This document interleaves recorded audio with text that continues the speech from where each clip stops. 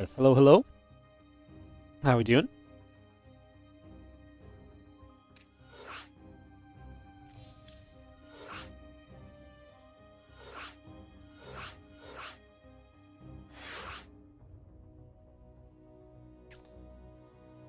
We are casting some 2v2 today in the Team Liquid map contest tournament. It's going to be a best of 3 and then 3 best of 5s. Both semi-finals best of 5, and we will cast both, and then it'll be best of 5 finals as well.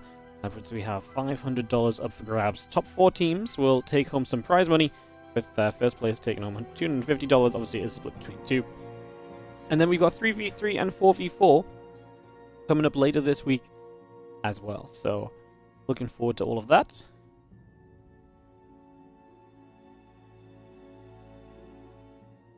As, yeah.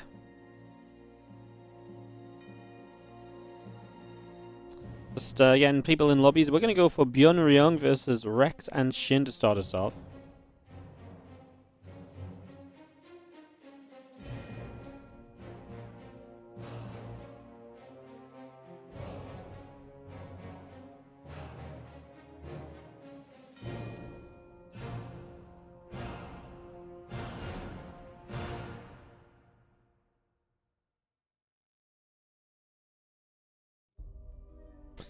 Cool. So yeah, we're going to go into the Terran versus Zigzag, although it does look like Shin will play Protoss.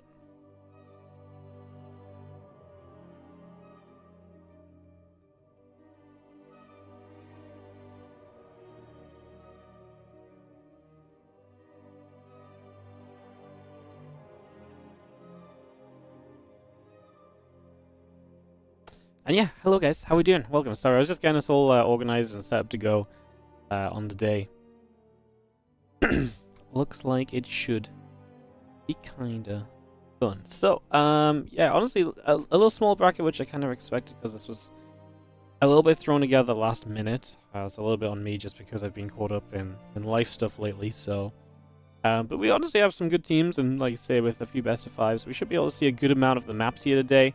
There are 5 maps being played that have made it as the finalists of the Team Liquid Map Contest team tournament. So yeah, that's what's going on. That's what's happening.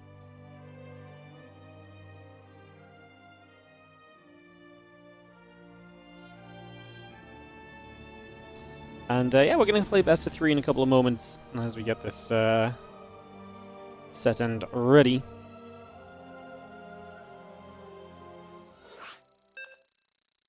We can kick off into some action. Perfecto.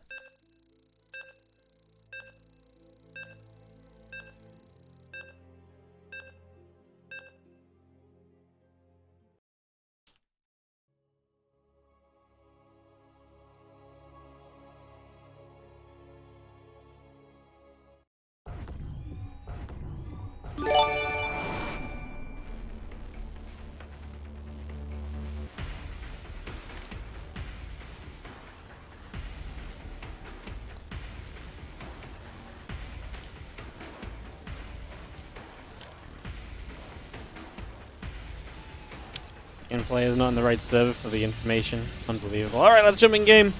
Let's cast some 2v2s. Let's start off in Rust Bucket. This map is kind of interesting. So you've got one player that spawns with an in-base natural. It's kind of funky though, because you can't pick who gets the in-base natural, right? And the other player, or the combination of players, will have 2 bases on the low ground here. So it is kind of intriguing. We do have the choice from Shin to play Protoss as well. I don't think that's irregular. Obviously, double Zerg is seen as not a strong composition, but you play Zerg Protoss. It's actually a very viable composition. And then obviously you've got double Terran on the side of Ryung and ByuN, as this will be a best of 3 to start us off. So yeah, getting this underway, getting this started, and excited to see what we do.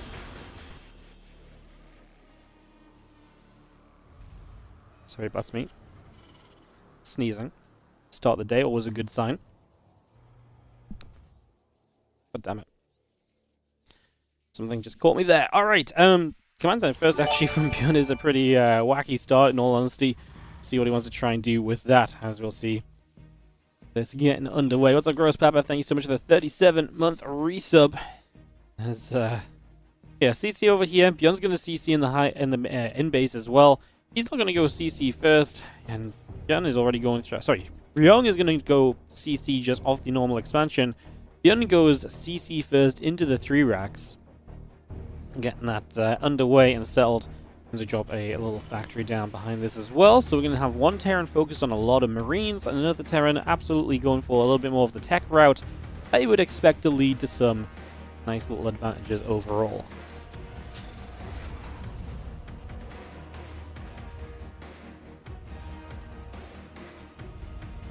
So he gets settled down, and Reaper comes through. Big shout out to Monster Energy, of course. Without them, we would not be here with the TLMC. They continue to support new maps being made for StarCraft 2 and the TLMC tournament, which is amazing because this is such an important part of that whole process. So important that I even have the Monster Energy logo in the top right corner of the screen. You guys didn't just see me adding that there right now. What happened? What did it just do? What's on? There we go. Yeah, you guys didn't just see me adding this right now. No, that was already there. Alrighty, but real talk. Let's see where this game takes us. As the Reaper comes out and about, we are going to see a little bit of aggression as Shin sets up the forward gateway. Some aggression from Shin here. Obviously, we do want to focus a little bit on the maps. Like I said, the layout of this one already interesting across the first few bases. You got rocks that open up down towards these next set of bases over here. And then you've got bases out over here that are probably going to be the much later in the game bases. Not a ton of bases, some very far out bases as well, you could argue, get taken very late on perhaps. And the middle of the map, which is quite intriguing as well, you either go left or right. There's not much middle of the map action until you take down those rocks, and even then you're kind of forced around one direction to keep the push going. So there's a lot of info to kind of think on there if this game does end up going that much longer, for example. Could be very interesting. Reaper heads down in toward the main base. A couple of gateways coming through. Reaper going to drop a grenade down. A couple of probies going to start taking some damage. One probe goes down immediately. And obviously we have scouted the fact that there is aggression coming the way of the double Terran. The Lings are being made and the Ravage are being made as well. We are going to get a bunker up. There's a lot of Marines here. I mean, Marines are not upgraded yet, but they are going to have stim soon. The bunker's going to help to keep them alive for a while. Obviously, we're waiting for this Ling Roach Ravager attack from Rex to team up with all of these gateway units of Shin. It's a pretty defendable setup, though, right? Unless you open up the rocks in the back, this is the ramp you must attack up into, and that obviously does not exactly lead into a whole lot of space or a whole lot of possibility, I think it's fair to say. Explosive Files are going to get rid of this bunker quickly, though. The SCV is quite far away to pull for the defense. Cyclone should be important for this defense, too. 2 new Cyclones on the way up. The Marines are honestly doing pretty well for themselves.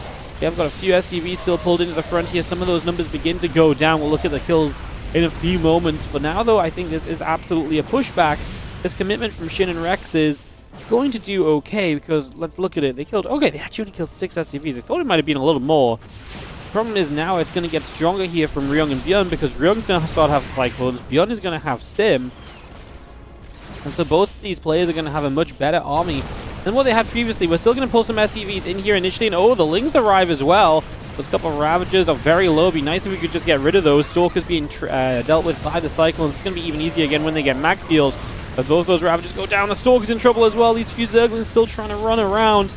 And they are going to come back through. Cyclone locks on and is going to get a KO on that Stalker on the low ground as well. Able to pick that one off. And we have ourselves Ryung and ByuN with the defense. 68 to 44 supply on those guys against 58 and 46. So ByuN definitely coming out worse for wear. He lost a lot of his Marines. He lost a lot of his SCVs. But he should be in a position now where he can start to rebuild. While Rex and Shin have been committed to this initially. This was a 2-base Zerg who is only just now starting to go into a 3rd hatchery. 2 more Cyclones. The Infernal Pre-Igniter continue to come online. So we bring that up. 7 Roaches on the way. And so Rex will have another round of Roaches to play with you in the next couple of moments as ByuN is starting to feel confident to be out on the map. Obviously, Macfield done, the Hellion and Cyclone count being good, very mobile army. These few Marines from ByuN I feel a lot less confident about being on the map, but they are going to start themselves through some rocks. And looks as though Ryung is going to help with just that as well. Some Lings are threatening the run by on the other side, but they are not going to find the opening they are looking for just yet. Those rocks will fall. The Hellions and Cyclones still gathering together. There's going to be that group of Lings again, still on the move right now. There's a few Marines coming over, and a few Zerglings just continue to be chased away for now. Hellions are right there to keep them pushed back.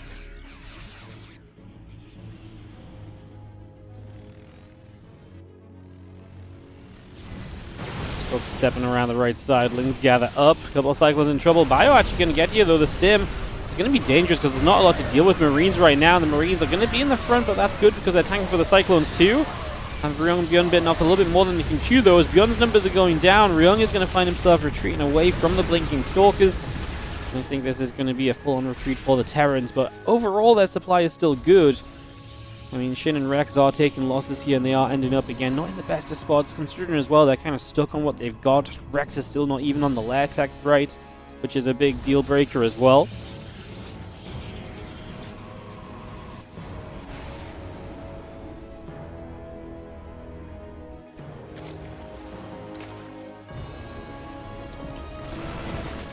Cyclone locks onto a lane, couple of Cyclones on the low ground, going for a drone, going for a queen.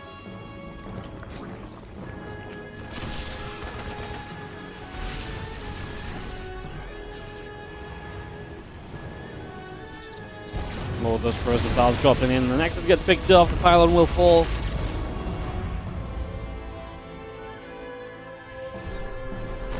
Marines will gather up as well as the Observer just gets pushed back, a couple more biles coming in. The Marines just step out of their cycle, and one of them gets picked off immediately. The Stalker's now in some trouble. Still got the Roach Ravager pushing up and trying to shove through. Couple more Zealots going to get taken out once again. The plus one vehicle plane coming by. Infestation pits, Roaches and Ravagers still building as well. This army still collects and looks for a little bit of a push forward here.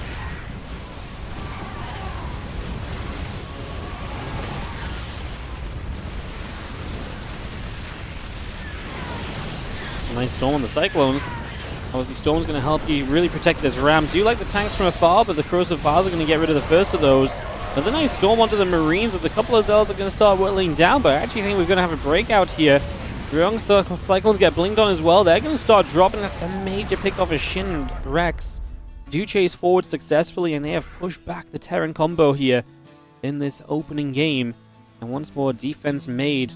This 5-base setup with that kind of narrow ramp in is definitely causing... It's so interesting because obviously this area is exposed from the low ground even because it points outwards.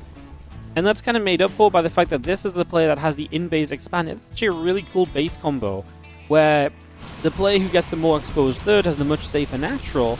But then in general, the 5 bases are pretty safe because of just the narrow ramp up. So actually very interesting kind of thing. The only thing I'd say is like this map I feel like would be so much cooler if you had a bit more selection as to who spawned where, right? Because sometimes you have a player who really needs the in-base or a race that really needs the in-base, whereas obviously that's just not the case in StarCraft 2 that you can just pick. So it's just a little bit of RNG, but I like the concept of the map. Just like I say, it's a little bit RNG heavy in that regard. But also in team games as well, maybe just adds to the styles of play and the way in which people set up and stuff. It's very cool as well.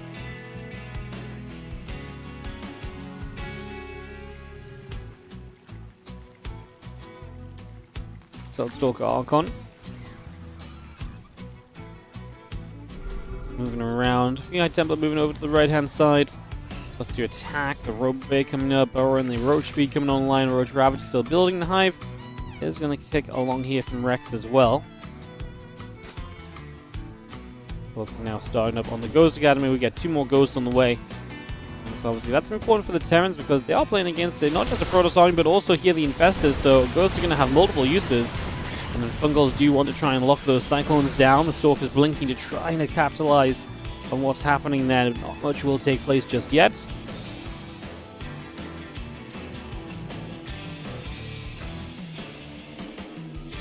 TV2 is chaotically fun, but it's so hard to tell if someone plays well. I mean, I feel like the nice part of TV2, at least from a viewer's perspective, is, I mean, you don't always need to know who plays well because the games are just fun, right? I know it is weird though. Like it feels like it's so hard to pinpoint the specifics of who did what well, to kind of understand why something went so well, perhaps. It's also just because we watch so little TV2 in comparison to like 1v1, right? Even sometimes in 1v1, you watch a game and it's hard to really tell, did someone play well or did the other guy play badly? You know, you had 2v2, an extra play on each side of that, and it's always going to be a little funky as well. Woohoo! Hellions diving the High Templar, going to keep them zoned out, even killed one of them. Stalkers need to be careful how much they chase. Shin can't go too far forward because there is a group of tanks right there in the center that would make this a little bit of a miserable experience if they are not careful. Roach Ravager Ling going to push their way through the set of rocks here in the centers, just going to open up this space. Take that down. The Changeling still stepping through for a little bit as well. Melee upgrades coming up. Neuroparasite coming around. Adrenal Glands building from Rex as well. A few Lings want to go run in on toward a few Marines. The Roach Ravager comes over also. Medevac lifts up. We retreat away for the moment. We still just have the melee upgrades, Adrenal Glands, Neuroparasite, all building out for now.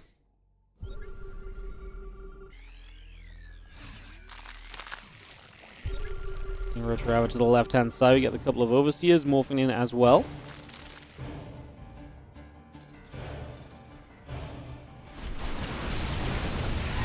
Colossus getting into position. Protoss army is definitely scary, but Shin's also only 150 supply. If he get maxed out, he really have just that much more kind of terrorizing of an army on the map. Right now, he really is limited by size of army, and he kind of needs Rex to be there with him to really support him. Do you like Rex getting that tech up and online, though? The Neuroparasite, right? The, Baneling speed. These are all things which I think are going to go a long way for Rex in the long run of this game. I like a lot of that for him. As the 2-2 upgrades, the +1 vehicle weapons. ByuN still getting his setup going. A lot of tanks at this point here from ByuN, and I wonder if maybe the Ultra Cavalry could be a way to help break down a lot of those kind of sieged up tanks and what are going to likely be just very heavily sieged positions in the near future. Bit of Roach Ravager Bane. Pulling back over toward the right-hand side. +2 vehicle weapons coming up. Smart servos coming down.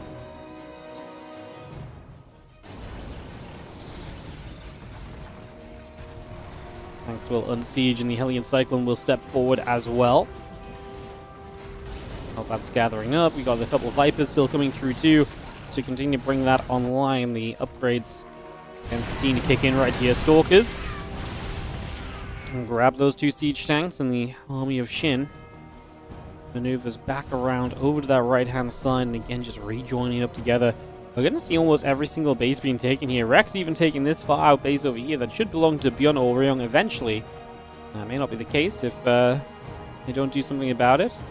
This Infestor will spot the handful of Marines on this job. It's definitely not worth revealing this Infestor. As we are going to be seeing, Shin committing into the mech army on the right side. So Protoss versus Terran here. ByuN is going to show up on the left. He's absolutely decimating the Zerg forces. The thing is, I think Shin loses a lot. While he is probably going to clean up, he doesn't have anywhere near what he needs to kind of deal with the fact that ByuN's going to arrive into this fight. And you can see Rex is trying to be there to kind of help out a little bit as well, but it's just way too little, way too late. There's not a good answer to the Colossus. There's a really good answer to absolutely everything else, though, it feels like. I mean, Ryung and Shin's supply of both absolutely burnt out here. As you see ByuN turning around to fight again, he will have a couple of snipes available. That Infestor does come in with a big Fungal EMP on the Vipers, but Fungal was actually huge. It stopped the snipe on the Vipers, cancelling that with the damage being dealt. Shin pops back up to 130 supply, Ryung sitting at 125. It's actually a great game. My goodness. Because, yeah, there's just a lot going on. There's still this base in the bottom left side, which is being attacked into as well. ByuN trying to play clean up there and retake this position for his team. Because you don't really want to let Rex mine from your side of the map. Try and limit the economy that is available, the resources that is available to the opposing team. If you can do that, then brilliant. You're going to be in a lovely spot. But that is something I think we need to focus on a little bit. 2-2 upgrades, not far from finishing. The Ultra's on the way out. Zergling's still producing through. We've got a Chitinous Plate, an upgrade that's also on the way in right now. And center of ByuN settling overhead. It's a lot more Lings back around into the center again. A few Banelings are going to come morphing in. 11 Banes coming up. Chitinous Plating coming through. The Lings all gathering there as the couple of creep teamers will continue to join up as well. We are going to see some gates coming down over to the right-hand side. They're going to be popped into position as well here as the Ling Bane Ultra continues to move up. Ravagers also teaming up with everything else right now. But maxed out here is Rex. Obviously, Shin is still trailing a bit behind. Same story for Ryung. You can kind of compare Rex and ByuN as the faster rebuilding, kind of more mobile kind of army players. A little bit lower tech, but still tech mixed in, such as Ultras and Ghosts. And obviously, Ryung and Shin are playing these very teched up armies that are much slower to rebuild and rely on being positioned well as well. I like that ByuN has a little bit of bio here just to support the army of the mech army, because while it is mostly ByuN favoring the bottom left and Ryung the top right, I actually think it's very nice that there's a couple of ghosts mixed in here, EMPs available. That can make a big difference on just kind of this Protoss army being able to do a lot, getting into position. Siege tank firing in the hatchery, already in trouble over on this bottom left as well, so that will take further damage. More shots coming through. Hellion Cyclone building up, the Raven about to be done. 3 upgrades still building through as well, as you are going to see a push upwards. Wouldn't Mind's going off on a couple of the spellcasters, or Wouldn't Mind still going into the Zealot Stalker Archon Force. Gonna get pushed back. Cyclone Lock-on's good to keep that army at bay as well. Very nicely handled so far. Viper reducing 24 Zerglings on the way. Spire gonna drop down onto the base.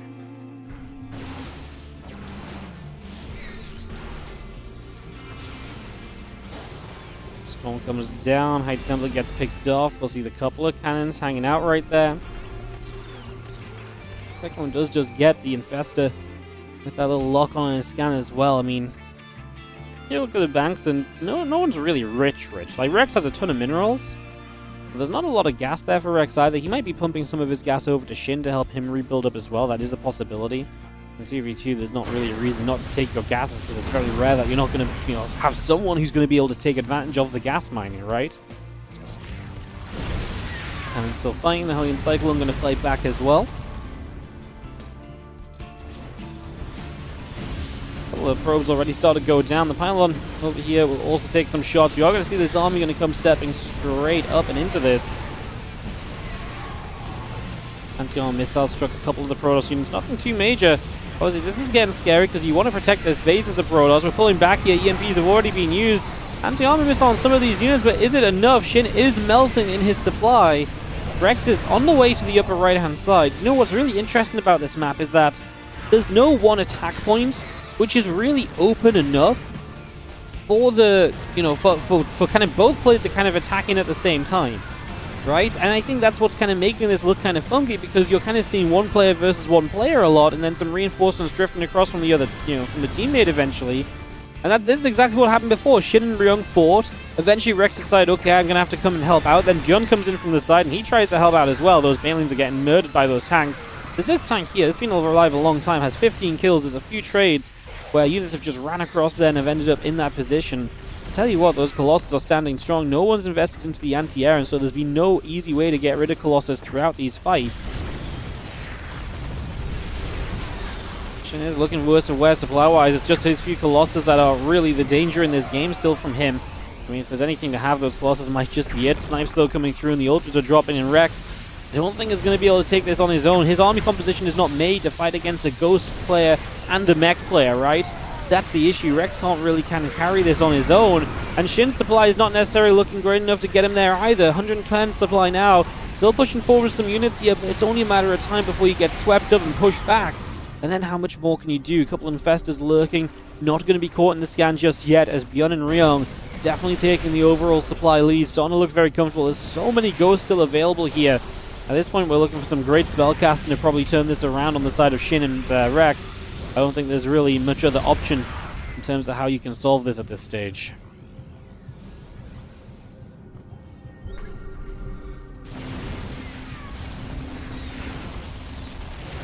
And Cyclone still being pushed back.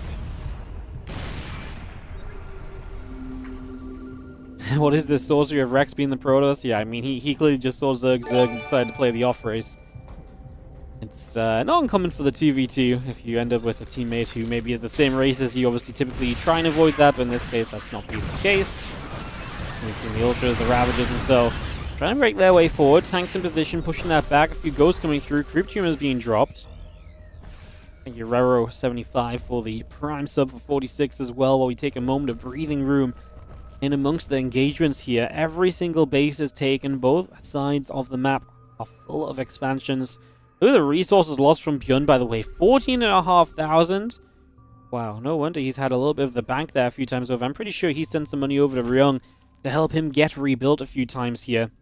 What's crazy is that this is nowhere near done, right? Because we're going to see both sides rebuilt almost to full strength. A lot of Ultras ready again. My big concern is that maybe not even my concern, but maybe even a criticism, is maybe in this scenario, Shin and Rex could have sat back and built a better army up with the time they've been given. It's going to be a crazy good fight for them, though, maybe. I mean, let's see. The Ultras are going to really brute force their way forward. A lot of ByuN's army to the left-hand side. Oh, he's actually going to get involved because the units come down over there. Meanwhile, the Protoss are still trying to push in. There's a lot of ghosts that ByuN was able to evacuate with, and they're going to come back forward, too. Once more, it's kind of a fight where you have to look at the numbers on the bottom of the screen a little to really see what happened. And the reality is, once more, that Shin drops heavily.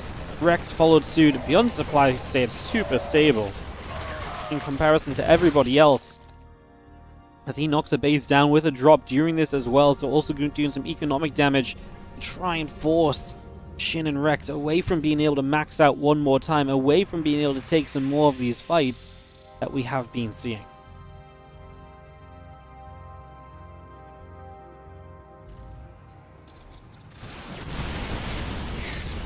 I see a couple of shots coming about. There's going to be seeing a storm coming down on the far left-hand side. It's going to be a group of Lings going in after the Planetary Fortress. The Ultra's going to go straight in after that as well. Ultras chomping their way through some siege tanks for a little bit. And now going to see those Ultras turning their face onto the Planetary Fortress over here. It will go down. The double Planetary will likely go down. No response from ByuN and ryung just yet. They're on their way over. You can't stick around forever with those Ultras, because Ghosts showing up are going to make quick work of the Ultras if they really do try and stick around a little bit too long. So yeah, you really do have to respect this and back it up a little bit. As we do have another Liberator sieging up. The Stalker's trying to blink through.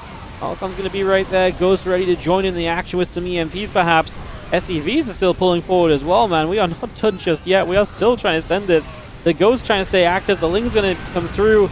I mean, a brutal fight, but with Liberator siege and tanks set up, it's hard to imagine that you really survive through this as Shin and Rex, especially as the two Colossus are falling down. GG's will be called, and what a great game one to start us off today. 25 minutes on Rust Bucket. I love his name, by the way. Rust Bucket. It feels, I don't know why, but it feels like I'm almost not meant to say it. Like, it's a Rust Bucket. It feels like almost like a real weird insult. Like, man, he's such a Rust Bucket. Is that what you call, like, a washed-up mech player? He's such a Rust Bucket. Like, I don't know. It just seems like something you could call someone if you're feeling like being mean.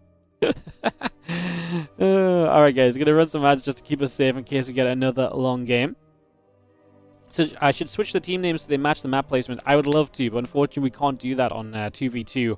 The UI doesn't let you flip the players like it does in 1v1. If you notice in 1v1, we always try and keep the top of the, basically what you're saying. But we can't do that in 2v2. The UI doesn't let you, so sadly that's something I can't do, even if I would love to do it. Alright, Shin and Rex will get to pick their map from the other maps available. The other maps that made the finalists of the 2v2 section are Purple Rain, New Bed of Chaos, Tohar Industries, and Gem Garden. And Terran's Turtle too long, they become Rust Buckets. Yeah, this is what I mean. I love it. What's the balance like in 2v2? That's pretty good. I mean, we don't see so much 2v2 that it's difficult to... we don't see so much 2v2 that's easy to kind of pick apart balance, but there's a couple of race combos that are better. And then there's a few race combos which are like, Zerg is unplayable, like Zerg is just the worst possible. Terran is Protoss actually seem to be the best kind of joint race combo that we saw.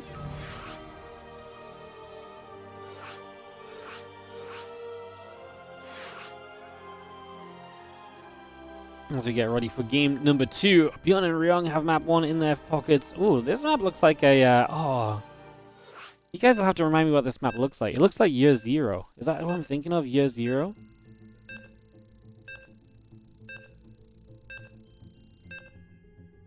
There's a... I just typed in maps.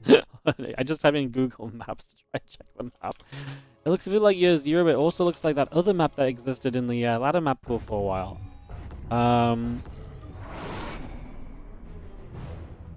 What was that other... What was that? Was it Star Child? No. Stargazers? Yeah, this looks a bit like Stargazers. I mean, obviously, like, top left versus top right spawns may typically kind of look like similar, but I don't know. I think it's just the bases here with rocks down into. I think Stargazers was minerals down into this area. Right, but this really looks like Stargazers, no? Am I crazy? This was like a high ground on Stargazers, and there was no towers on Stargazers, but yeah, a lot of the layout initially just reminds me of Stargazers. The first thing I thought of, and like I say, I think a lot of the time when you see spawns that are top right versus top left, you think of maps that also have the same spawns. It's easy to just be like, oh, they're the same. But this one I think actually has a little bit of layout on top of that looks very similar too. Any results, by the way, on the bracket? No results just yet. So despite our long game one, everyone is still in game on their opening matchup of the competition. Again, we will have best of 5 semi-finals today, guys.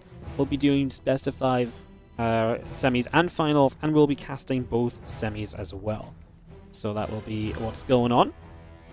Let's give you all a little heads up on what to expect today. So TLDR, we got a bunch more games coming over, especially if we get some long ones. Looking forward to it. Alright, where are we starting off with then on this game? It's going to be no CC first this time around.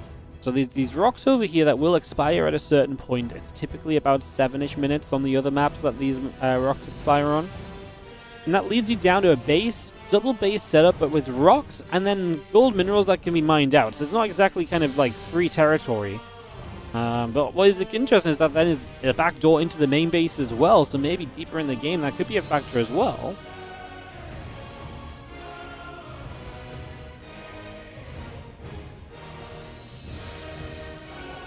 Command centers building up. I mean, everyone's going to expand to the bottom first because no one's going to take the time to knock the rocks down before expanding. So that kind of makes sense. We'll see what the expansion patterns look like as the game continues on. Obviously, these guys are also playing these maps and probably seeing these maps for the first times. So, yeah, you know, there's going to be a little bit of creativity in amongst that. There was a CC first, by the way. Sorry, ByuN CC firsted once again. But yes, there's going to be a little bit of creativity and kind of going with the flow as you kind of see the map and figure out the map and all that kind of stuff. So there's going to be a lot of bits and pieces to take note of there. Stalker just going to be there to push the Reaper back down around the bottom. Twilight Council about to finish. Stalker on the way. Reaper gets pushed out. Again, we continue to get settled in. Order command will build through.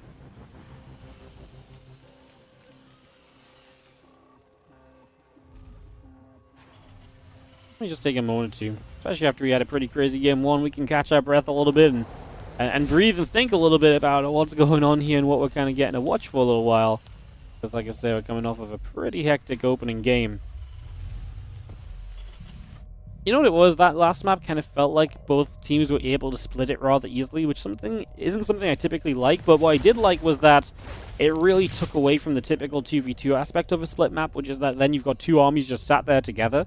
It felt like you always had to come in from an interesting direction with the second player, because there was nowhere near enough space for two players to run into an attacking position at the same time.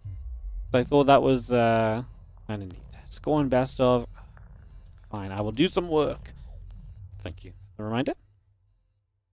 How good is TNT in 2v2? It's on like the bottom tier of play. I think it's like the second worst composition. The one thing I do think is good about Terran is that you can at least play biomech, right? And so a lot of what benefits in 2v2 usually is when two players play two different styles, and those styles complement each other. And I think that's kind of what you can do with Terran, because one guy plays mech and plays the more defensive, well-rounded, heavier unit count kind of style, and the other guy plays bio and does the microing and the cool stuff, and you can get ghosts into play. I do think they complement each other a little bit there, but I do think they're missing some of the utility that some of the mixed race combinations are going to have, right? At the end of the day, there's only so much utility one entire race's set of units has, versus if you mix two races' kind of best utilities together, so yeah, like I say, I think it's playable, but definitely disadvantaged compared to if you, say, went Terran Protoss, Terran Zerg. I think those comps are definitely going to be seen as stronger. It's not as bad as Zerg. Zerg really is terrible, though. Zerg is very scripted. Zerg either goes for like a joint like Roach Ling all in, which can be pretty powerful to be fair. Or in Zerg one guy like masses mutas, and that's the other way you can win. But it's so scripted. It's like I say, it's pretty well figured out. I feel like of all the things we've kind of figured out in 2v2 lately, that is one of them. As the few Hellions are just going to step through and step by. Do you see the roaches continuing up? The Carapace upgrade coming in. Hive building as well. Got a few drones continuing by. Also, +1 attack and combat shield will continue to produce. You have a couple of the Cyclones, the Mag Field coming online as well. Extra factories being produced right now as well. On top of everything else, that's one single Marine. It's going to take a little bit of a leading stand into the center of the map to show us a little bit of what's up. This one's the Watchtower. And Italian is being caught by some roaches out on the map as well, so they're going to be taking a few shots of damage right off the bat also.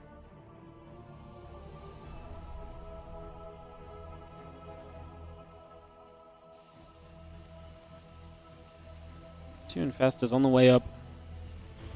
And throwing that in with the Ling Speed and the Carapace upgrade. So you have the Hive continuing to build in the main base as well. It's just a little bit of everything continuing to come through for the moment.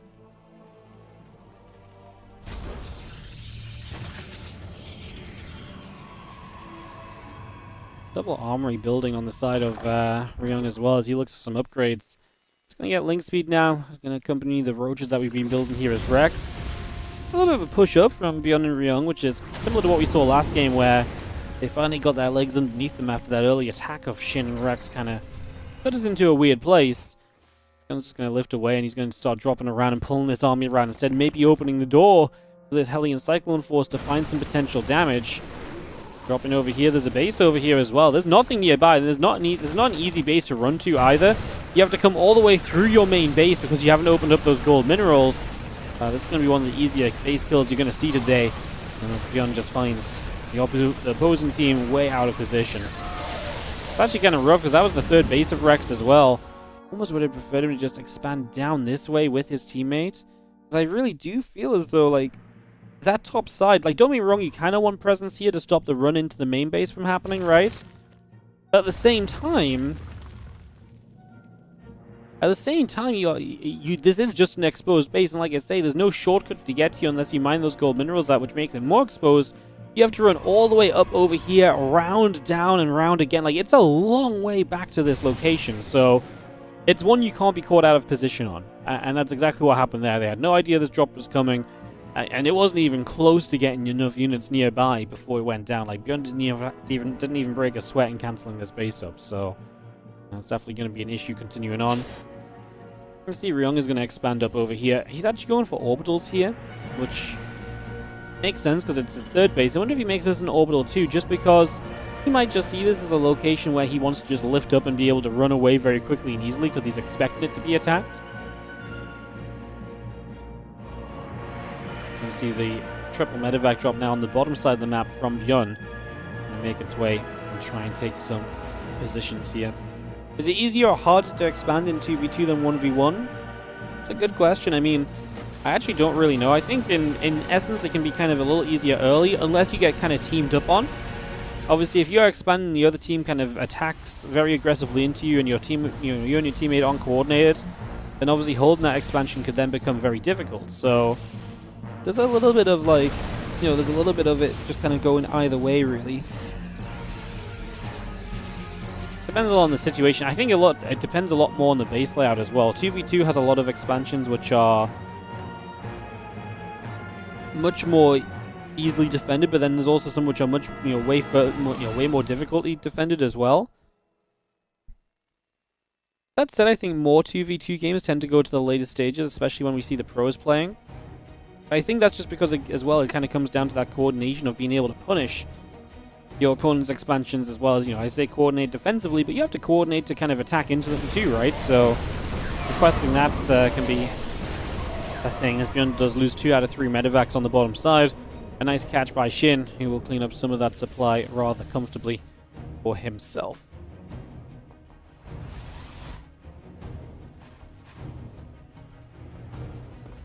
Liberators in production. Had a fusion core into that as well. I love it. It's going to be seeing a fusion core coming up. Got ourselves the advanced ballistics. Liberator range is never going to be a bad thing to add on into play. As Ling Roach Viper sets up around the top side of the map. We do have the Hellions coming back through the bottom and passing the watchtower. Just going to be seeing the scan here. Allows us to get rid of an observer and an infestor. Double whammy scan. One little tech unit of each of your opponents.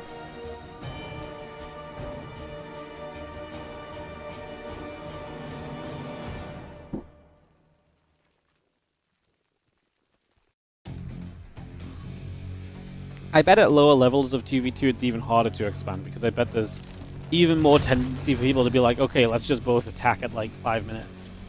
Right, because that's easier to coordinate than trying to play the long game, you know?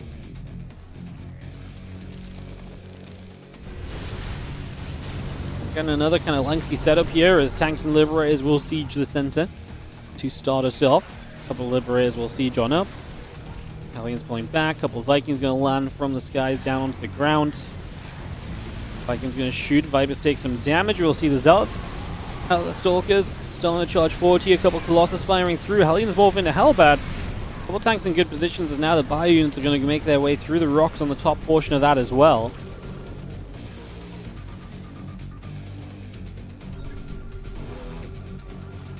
Another scan coming down. A little bit of Bio still slipping through. We have this hatchery continuing to be in some trouble, and the Roach Ravager wanting to take some steps forward will abduct on a Liberator. Tanks still pushing up, the Stalkers blink underneath, Vikings going down as well. Nice storms coming through. It's a very choked up area. Lightning Cloud going to try and take advantage of that, but it's so hard to kind of get through there. This game we do see the air units coming in from Shin. I think that's going to make a major difference. Should put a lot more pressure on the Terrans to not just sit back and let the Protoss push into them, but actually to then be a bit more proactive in coming forward and joining the fight. Because last game they really let Shin attack in every single time and get very committed before they really committed to fighting themselves. Like I said, on this one I think it's going to be looking a bit different, because the Tempest will force the fights a whole lot more heavily than we saw previously. Good Storms too, helping to zone that area as ByuN drops a chunk of supply there. We're actually going to see Vikings on the way from Ryung, so respecting the fact that there are Tempests up. Obviously, we played no Vikings all of last game against the Colossus. Tempests are going to call for those units and require them to come into play. Hellbats and tanks in position immediately to deflect the Zerglings there, so they will not go for anything. Continue moving around. More Tempest shots getting their hits in as well as go back and forth. Tanks going to find themselves a Colossus there, I think, pretty easily. Those Colossus are not really paying attention. 2 Colossus go down on the top left of your screen. Nelly the third. Also, you're still trying to watch the Tempest in the center here too, because they're making a lot of the, they're creating a lot of the damage output right now as ByuN's supply is getting chipped away at. Shin and Rex maxed out still, but ByuN is struggling. He's going to go 2 new starports of his own and look to respond with his own air units. And it is Ryung who's going to be the faster saving grace, because he's going to be able to add Thors and Vikings on way more quickly, and they might be able to actually help save the day a little bit right now, which is needed. Nice EMP, hits a few of the Tempests. Going to try and run through. Templars getting EMP'd as well, so we're not going to let those Storms land anytime soon at least. Did a great job with the EMPs, but we are just getting bullied backwards. And I think the issue right now is that, again, we just don't have a good enough answer to truly force these Tempests away, and ByuN is just getting pushed back. Ryung is not in a position to come and help him either. Again, a choked up area here. But no mech reinforcements in position. Of course, we have been building Vikings. There are some of the tanks trying to show up. Remember, we've also had Thors in production. They would be great to see kind of showing up as well. ByuN struggles on supply. Arguably, he's got the most rebuildable army of everyone right now. Maybe apart from the Zerg. But he's got one of the more rebuildable armies, but he has also got money, to be fair. So ByuN is rich. He's just about spending that cash. He's not as gas rich as well, which is interesting. And these Tempests are taking hits. But tell you what, if we can actually fight these Tempests off, that's a lot of the supply in this game right now. Tank siege up, the ground army getting blasted. A few Corruptors show up, but they're going to get blasted as well. I'm actually going to see Ryung is going to come through with the anti-air necessary to turn Shin and Rex away. Rex especially actually takes a big blow to his own supply there as the defense comes through. His Corruptors just got denied, and his ground army was the kind of, with the units that were running into tank range, unfortunately, and getting absolutely shredded as well.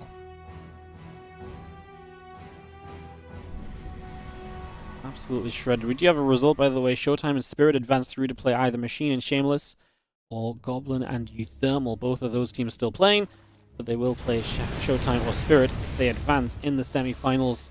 So first bracket update of the day for you all here in the WardiTV Team Liquid Map Contest Team Tournament Number 5 2v2 Open Cup. It's a long-winded name, but we'll try not to say it every time. So we're going to see this push forward again. Shin feeling good about this air army, supported by Hydras, High Templar, and Lurkers as well. Well, I wonder if we lost too much to be able to deal with like the rest of this. Obviously, the Hydra's going to be very nice now as well against these Vikings, for example. But then the Ghosts show up and they snipe down the Hydras very quickly. Ryung's supply is plummeting behind you. The Thors are getting caught by the rest of the ground force, so we're going to lose the Thors as they're meant to be fighting air units. They're not going to get the chance. We have nothing to deal with the ground army right now. It's going to be ByuN that's just not here to really help. It's just Ryung getting 2v1'd. I don't know where ByuN is, but it's not in this fight, and it's not on his teammate's side. I mean, I get it. It's an awkward position. You're seeing them kind of have struggles kind of moving around the map. Another map that's had a lot of choky areas. It's definitely had an impact. Anti-arm missile lands. We need a big pushback here. We need a lot of efficiency at the tail end of this fight. You know, one of these fights where if you start chasing, you get a lot of value. I mean, we're getting a little bit of it, but the Tempest count is just so high. Even with anti-arm missile coating those Tempests, it just doesn't matter. There's just so many of them. It took us too long to get a good enough answer. ByuN didn't really join in on the answer either. I think that's a bit of the issue, is that ByuN's army was still very good against what Rex was making, but he had no real, solid way of contributing against Shin. And that Protoss army has just gone a little bit too untouched throughout this time, unfortunately.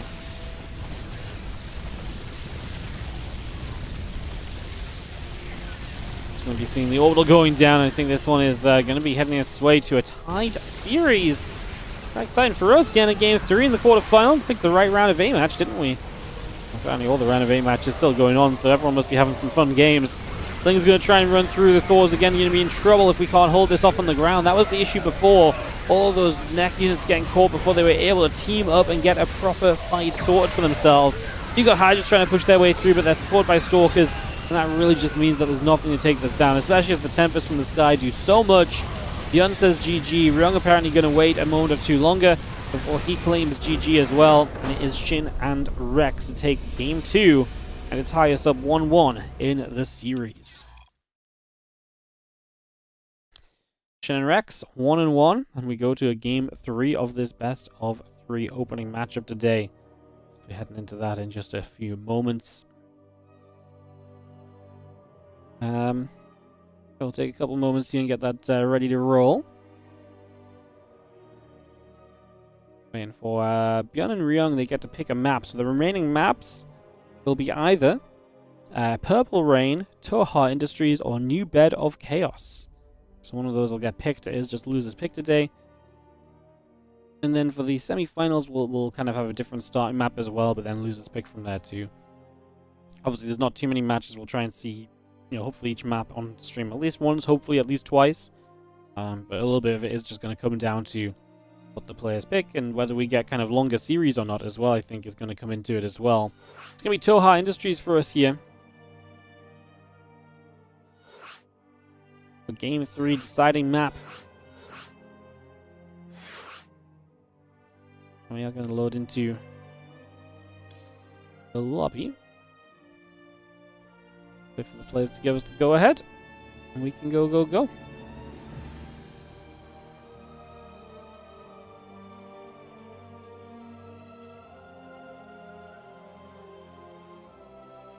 One of the times should be more committed on building Vikings. I think ByuN should have been able to get more starports up and build Vikings sooner.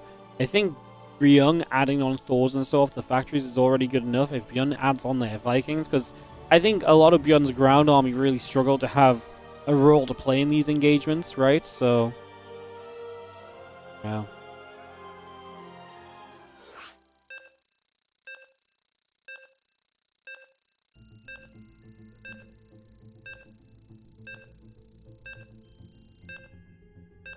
Perfect countdown, as you can hear, coming in. Tohar Industries is going to be coming up. Well, this map looks... you know what I love about all of these finalists of the 2v2 TLMC? Is that they actually all look quite different. They all have a little bit of individuality about them. So far, each map's had a very different vibe to it, different base layout to start us off as well. It really feels like a very... Now, it's very early days to say, because we're also just now seeing our third map. There's 2 other maps as well. It feels like a very complete map pool, in the sense that like all of these maps are that little bit different. They all have that little bit of a different way of opening and so on so far, at least. So I like it. Like, they all feel different, and Yeah, definitely usually makes for a good map pool when not every map is achieving the same set of things, right?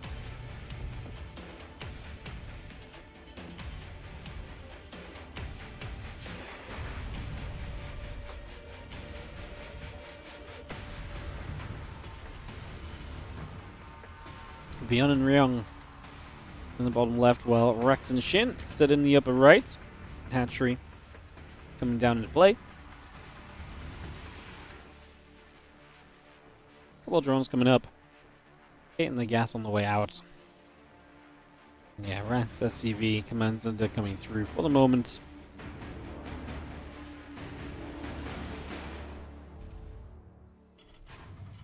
And just keeps on going Command Center first, man. He feels like he can't be punished. He's like, if anything comes our way, Ryung, you're going to be in charge of defending against it. No pressure.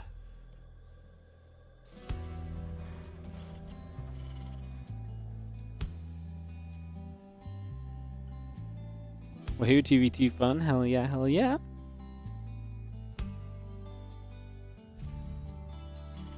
In the previous game, Rex was tossed and Shin was Z, now it's reversed. Unless I'm silly, I'm pretty sure that Shin has been playing Protoss the entire time, no? Unless I just started calling it wrong and they did switch last game. Nope. No. Shin has been Protoss the entire time.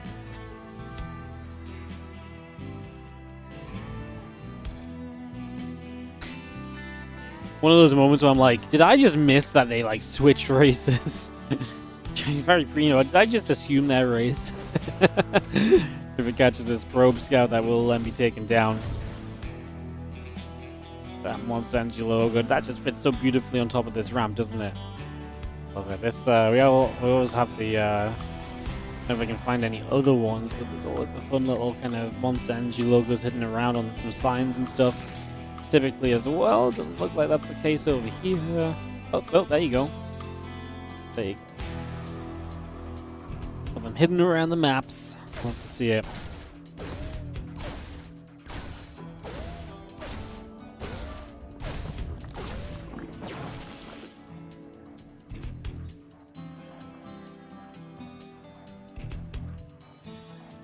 Couple steps back, factoring the orbital coming up as we take a couple of moments to get ourselves settled in. You had Spankton Fantasy, mate. I saw. That was kind of a rough team to play against this week. It's not every week you see the 170 points dropped. So it's going to be pretty painful when it's against you.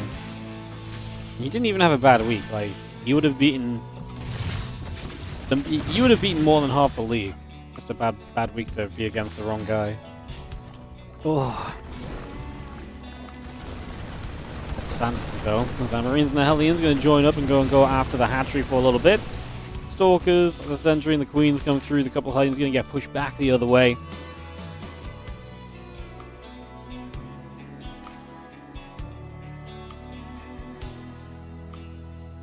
Rush Ronan, Lair still coming up. Add 7 drones onto that as well. Bring that through as we just take a couple of moments. Again, our Queens will gather. Just going to be seeing the Magfield, the Cyclones, the Hellions continue to come through. The Blink and so coming up as well. Stim back and +1 on the way about. Robo Facility and Nexus coming in also as we continue to see those couple of Stalkers building right now.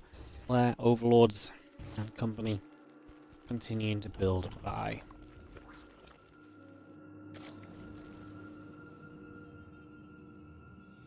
Against Impact will finish in a few moments. Starport very much so on the way here from ByuN as well. A few Hellions and the Cyclones just going to step through. Marines will be chased for a couple of moments. I say chase, but joining the chase, I suppose, really. So a couple of Cyclones actually going to start getting some lock-ons. Stalker's going to get pushed back. Drone's in some trouble. Queens will try and step through as well as the Hellions still trying to gather themselves in here. Those Marines stepping a bit further back as well. It looks as though it is time for us just to, again, step away from this one for the moment. A bunch of Roaches still on the way out. Just going to see the Cyclones able to lock on for the kill on that Overlord as well. Another nice pickoff. Cyclone very nearly going down. Stalker's being chased by the Cyclones. Stalkers and Roaches together, gathering up. Attack upgrade, combat shield upgrade. More building through. We had a couple more depots on top of that as well.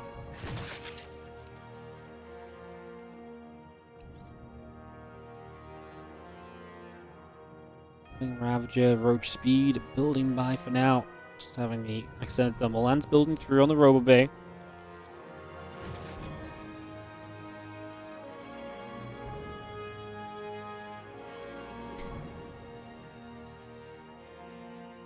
Still have that Infernal Ignite just chipping along. Cyclone building. Put Medevac down here. He's going to come and join up as well. Oh, Marines just still in the middle of the map. We have seen every game ByuN and Ryung looking for this kind of combo timing. As their first few units kind of really settle into the game and they get ready to kind of press out onto the map and maybe try and make something happen.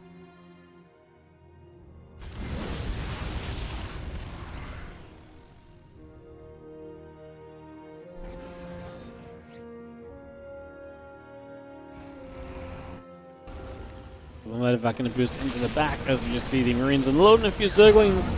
Will be there and the Marines will have to load back into the Medevacs.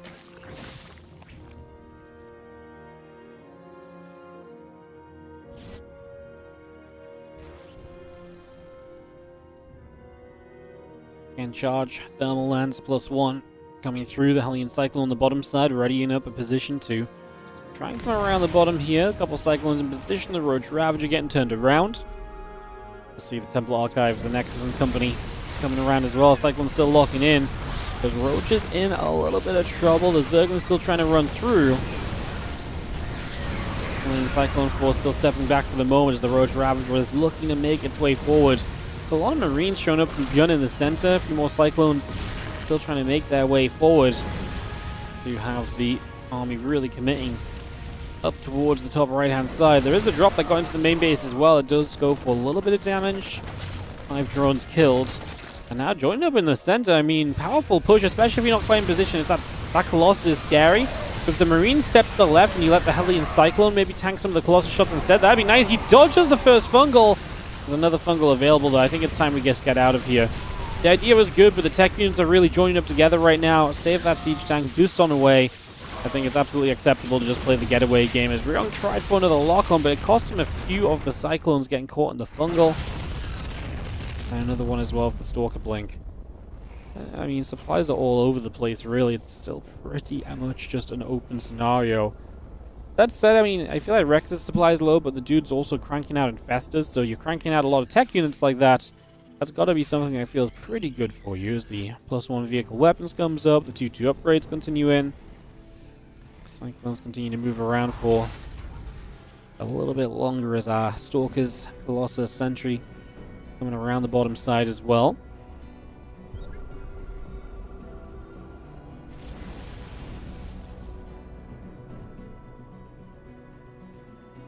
Our Ravager just joins the Queen, settling. Lings, Infestors are building as well.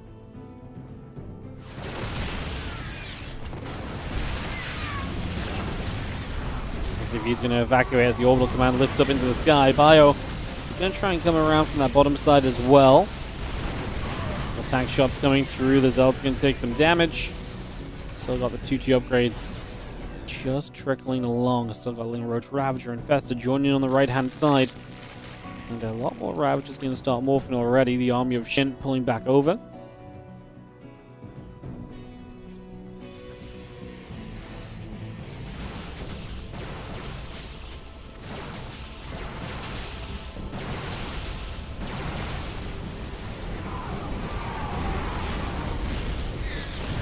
Push coming through. It's going to be Shin and Rex. They're going to shove forward, and they have the supply right now to absolutely punish ByuN and Ryung. Couple storms coming down. There's a massive tank line, but it's way further back, and this base might just be in trouble. There are some units into the center. Marines intercepting, reinforcing Lings, so that at least is an efficient pickoff, if nothing else is. When the Cyclones are still putting in work. Stalker's taking damage. Roach Ravager trying to push through. A couple Colossus right there. The Infestor's pulling back. His Orbital Command is going to go down, so in the end, ByuN will lose a base down to 83 supply. And this tag team has worked beautifully. Prism into the main at the same time as well, so it is going to be Shin with some good play, pulling a lot of these units away. I was going to say, this warp in is a little bit too much. The units are already here now. You've already done the job with this. Get out and just, you know, save your warp ins for elsewhere. I mean, nothing is showing up right now from ByuN that's saving the day at all. I'm not sure where ByuN's army is at. Yes, back in the main base. Just a bit of here, there, and everywhere, but it looks as though our Terran combo are going to be getting knocked out of the way here in the near future. That's ByuN question marks. Yeah. Why is my teammate on 80 supply? What is going on? Some fun between these guys. They definitely enjoy playing the TV2 and taking things a little bit less seriously for a little while as well.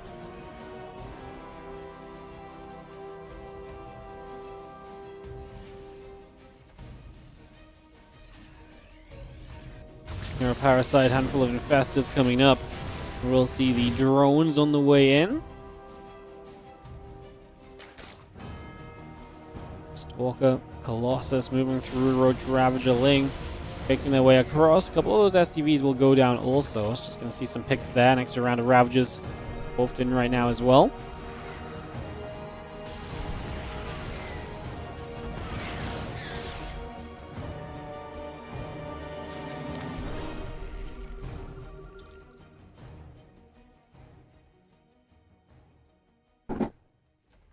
Big push around the bottom. It's a lot of Lings up in the center.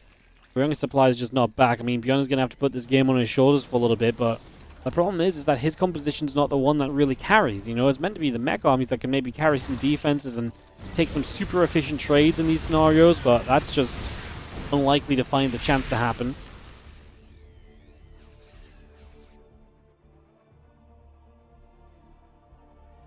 So got that +3 attack upgrade coming through as well. 2 Stargates, a Fleet Beacon on the way. Neural Parasite finishing up as well. The Fusings will continue up and around. I mean, we're just looking for a way to attack into these bases. And this map has definitely got a few more attack paths into the bases than we've seen on the previous maps. And that's why we're seeing... I mean, I would have thought that Rex is meant to be here helping out a little bit as well. This Shin just kind of trying to solo into these armies. He's going to step out, the Hellions are going to be there, and Ravager's looking to get around the other side. As they just wrap around for a couple of seconds, and Infestors continue across.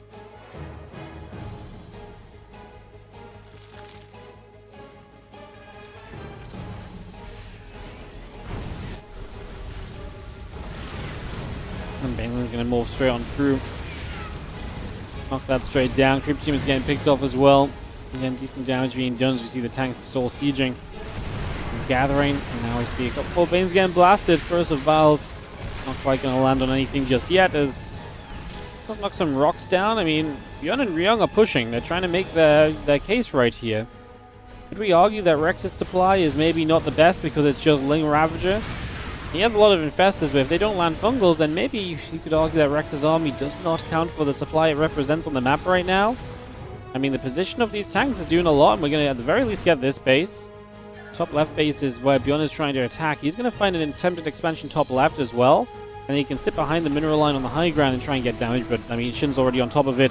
Zelt are there, and Storm as well. The Medivacs will not do much else. But we're diving into the center. EMP's hit all of the Infestors, apparently. And so Shin is going to have to come back home and help because this army is getting absolutely destroyed. He has got the first few Tempests coming up, but can they survive? Because there's no support for them. Like I say, all the Infestors are just doomed. Tanks are going to siege. These tanks need to do a lot of work on this army that's returning, as it will do a decent amount to start off with. I mean, more tanks will just siege up over here and create a bit of a wall. The Tempests have been in some trouble being chased down. The only issue I have with ByuN and ByuN is they're super committed up this ramp, right? I mean, they are hard committed. Nice Storm coming down. There's a few ghosts. Can we find an exit strategy here? Surely not. We're going to try and boost out the full. Medivac gets caught in the fungal, and he does go down full of ghosts. ByuN's supply will drop off. And it looked like ByuN and ByuN made an opportunity for themselves. And they did make an opportunity, but it's not enough in the end. Shin is going to be the hard carry in this game. 160 to 150 supply still alive and operational. Rex is going to struggle. So yeah, there was just no answer to Shin's army overall. So many of the tanks just don't do enough against what was a Zealot-heavy force at the end of the day. And that definitely creates problems as the Cyclones and the Hellion continue through.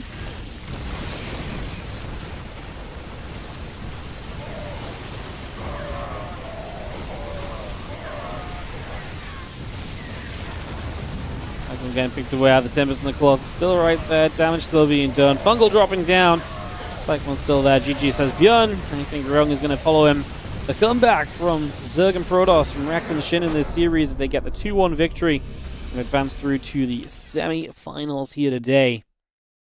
They'll be playing the winner of HARSTEM, Lambo, and Zardiant, and their teammate. I can't read that on the list. Death Mars. We'll hop onto Europe and go Showtime Spirit versus Goblin UTHERMAL. So we'll get that going.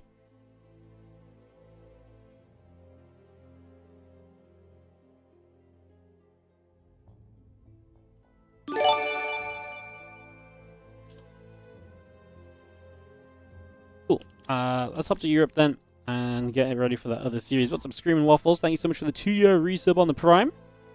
Appreciate you.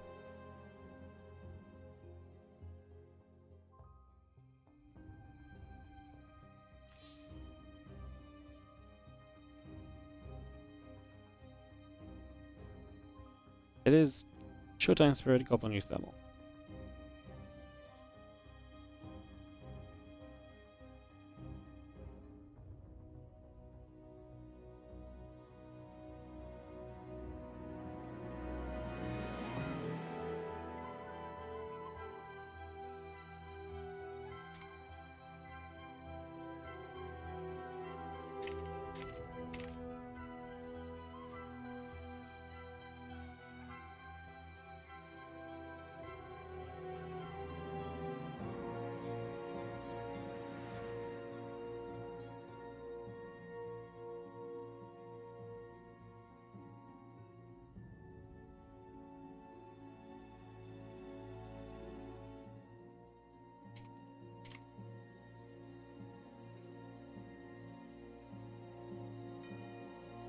Cool.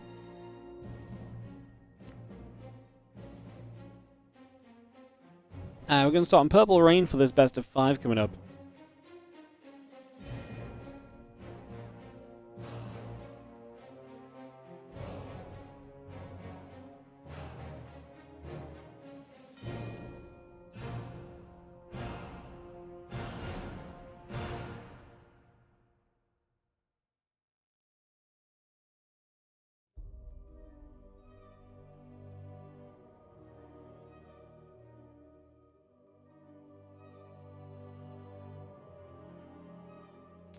Will I message HARSTEM just to tell him I'm disappointed he's not streaming this? In-game message?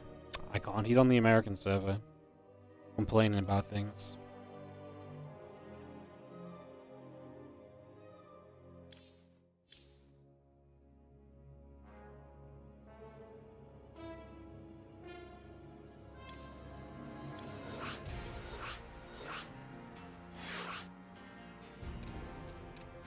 Alright guys, couple of moments to get Purple Rain coming up. And get this underway. If you want to find out more about the maps and who made them and so on and information, usually in the 1v1 contest, we spend a bit more time talking about that kind of stuff. We don't get much of a chance in the 2v2 and stuff. It's a bit crazier, more hectic. But you can exclamation mark maps in the Twitch chat. We'll give you a link to all of the maps, information, and stuff like that. So if that's something you're interested in, you can go for it.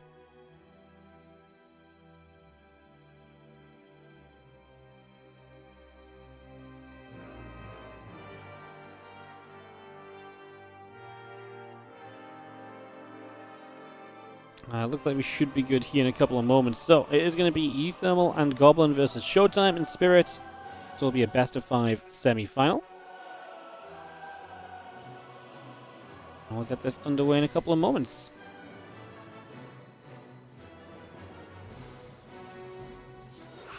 Perfect. Alright, guys. Thank you for a little bit of patience between games, but we are set and going. I'll get that underway. And get this started up.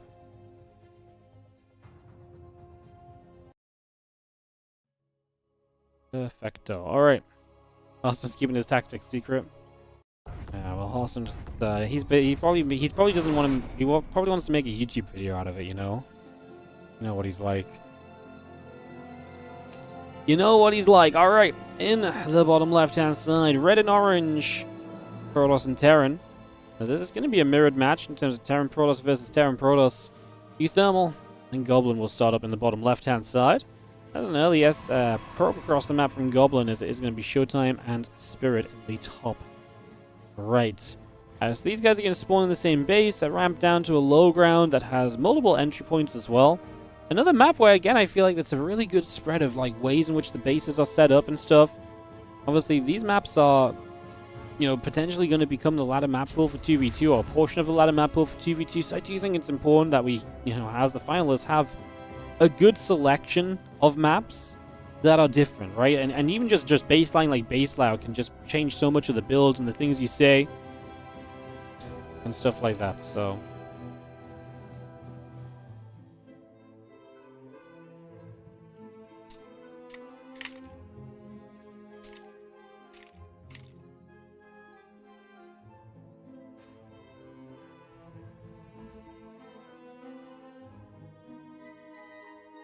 alright, gateway coming down, similar coming up. I was going to see the barracks is coming into play here from UTHERMAL, as Showtime is here, and he does actually see this barracks, so he's going to know where the hidden racks is going to be.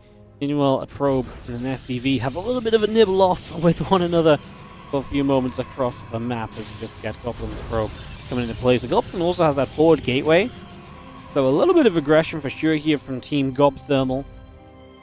I think that's what they're signed up to on the bracket as. So yeah, GobThermal coming through with a little bit of action. Let's just have the setup continuing. Orbital reactor, orbital command center factory all building through the cybercore coming up. Tech lab building as well as the factory continues to come online. Just for a few moments here, Reaper is going to go in after the probe.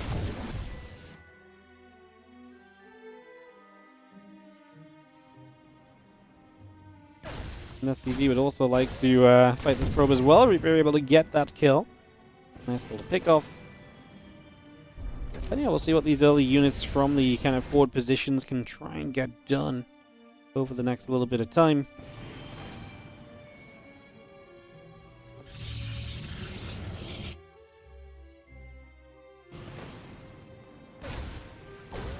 Here actually continues to chase the SCV, and the SCV really does take some damage, a little bit of a repair from the other SCVs to come back across and to help out with that. Let's just see if the Stalker going to be there, and that Stalker gets bobbed. The Reaper goes back the other way. The Adept will try and shade after, looking for a little bit of extra opportunity.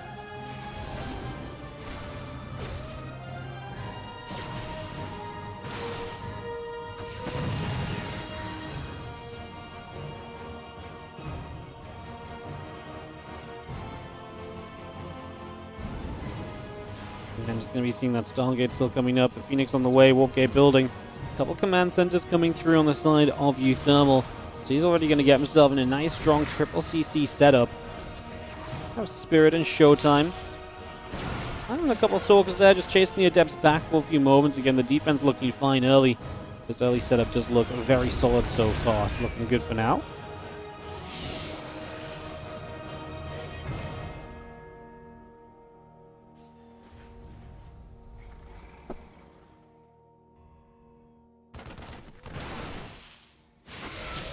Depths will shade. Marine Stalker just going to come through the sentry chasing as well. A couple of Cyclones back in the center of the map will again try and see a little bit more of what they can get up to. Still got that Blink building by. The couple of Stalkers coming up, trying to get involved for a little bit here.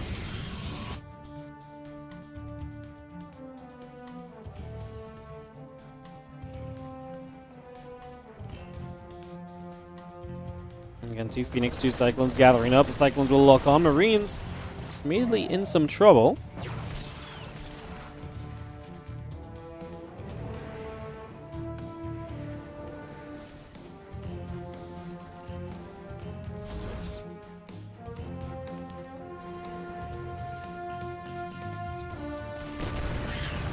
Scout looking good. Obviously starting to grow a little bit. Phoenix usually a dominant composition in 2v2. The Cyclones are going to try and join on and get some of these Marines, but Phoenix goes down and Goblin not able to capitalize the most right there.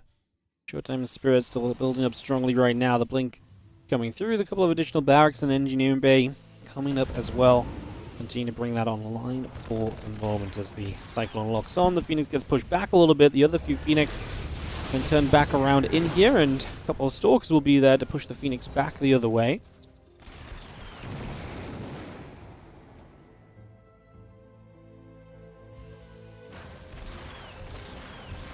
Why is Spirit expanding there? It's a good question, isn't it?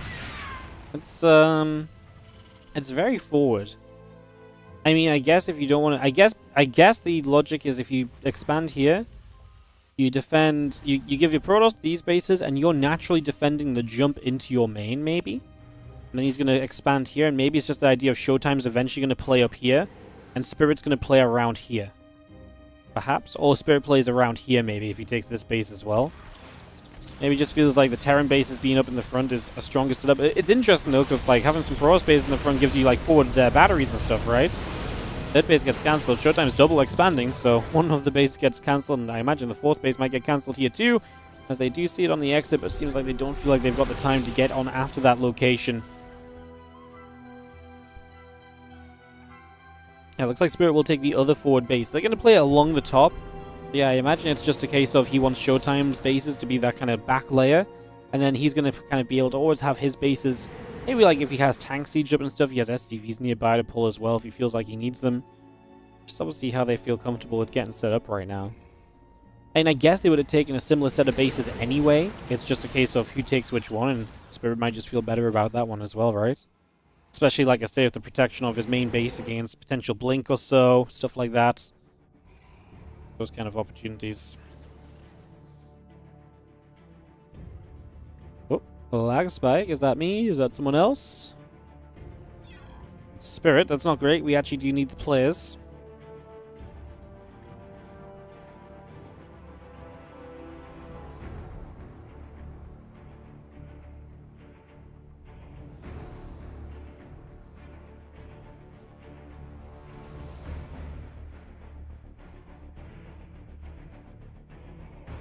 Game paused. Let's give Spirit a moment, see if he's actually back.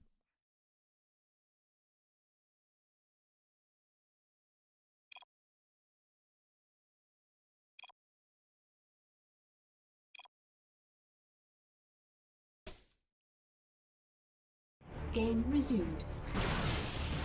Stalkers will be there. Phoenix get pushed back a little bit further, so Stalkers get underneath. Still a Cyclone count growing here from UTHERMAL, building 4 Cyclones at a time currently.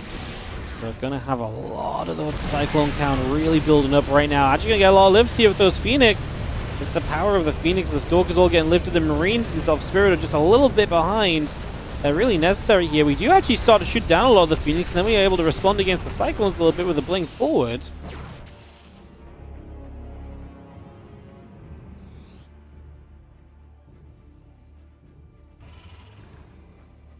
Again, +1 attack upgrade on the engineering base, still coming through. Marines in a tank coming about. Tech lab in the reactor building as well. Stalker's going to get there, and the Phoenix will push back a little bit further as well. Cyclone's going to come back through. Marines going down. He's getting another couple of lifts going. Stalker's taking damage once again. Still got that +1 attack upgrade building up on the engineering bay at the moment.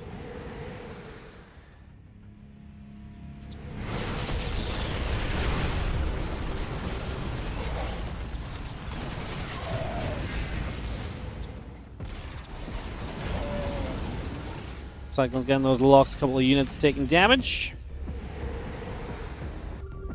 And it's coming back over the Phoenix. Just pumping out still. I mean, at some point you imagine Goblin, with the fleet beacon now on the way as well, you're definitely expecting to search this into more than just Phoenix. Phoenix have been good, but I think we're starting to get past the point of these Phoenix.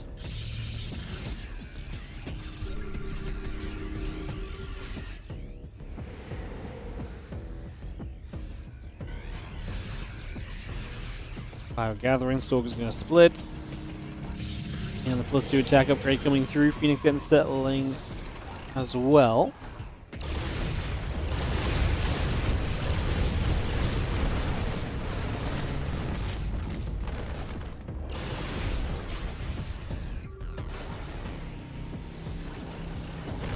A couple of scans, the tank's in good positions. Still seeing the Phoenix gathering up together.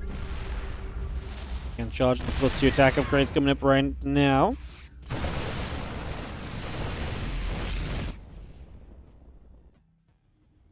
Big push down the left-hand side. Spirit coming for the chase. Things getting the lift off. Siege tank is going to go down. A couple of tanks going to get picked off for the moment. The Cyclone's still getting in there. This does look good. However, the counterattack on the other side, Spirit and Showtime are hitting hard, and obviously Goblin supply is not looking super pretty at the moment, as it's going to be seeing the Phoenix pushing back over. I mean, it's just Goblin who's been kind of dying off the most. Spirit and Showtime supply is pretty level with UTHERMALs. It's just, can we actually make that kind of count for anything? His Goblin spaces that keep getting hit as well. And obviously these units are now in a position where you're going to have to attack into those. That's not exactly ideal either.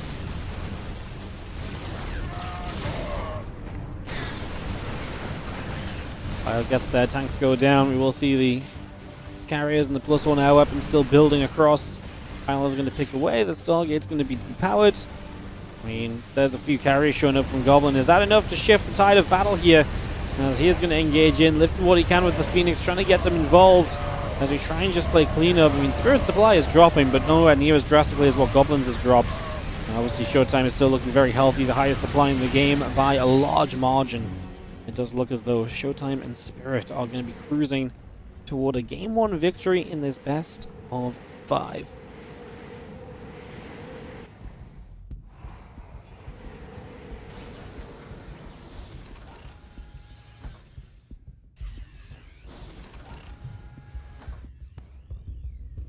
Temple Archives is continuing through. The +3 attack upgrade coming up as well. Marines and the Planetary Fortress coming along. The Stalkers get underneath. Phoenix continue to go down. There's the Stalker gathering up. Cyclones and the Carriers join together as well.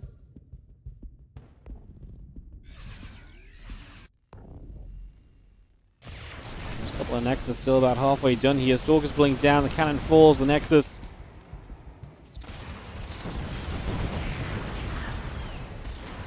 really looks like it's having issues. The Cyclone's going to get through, locking on for these Stalkers. The Marine's going to try and get across as well.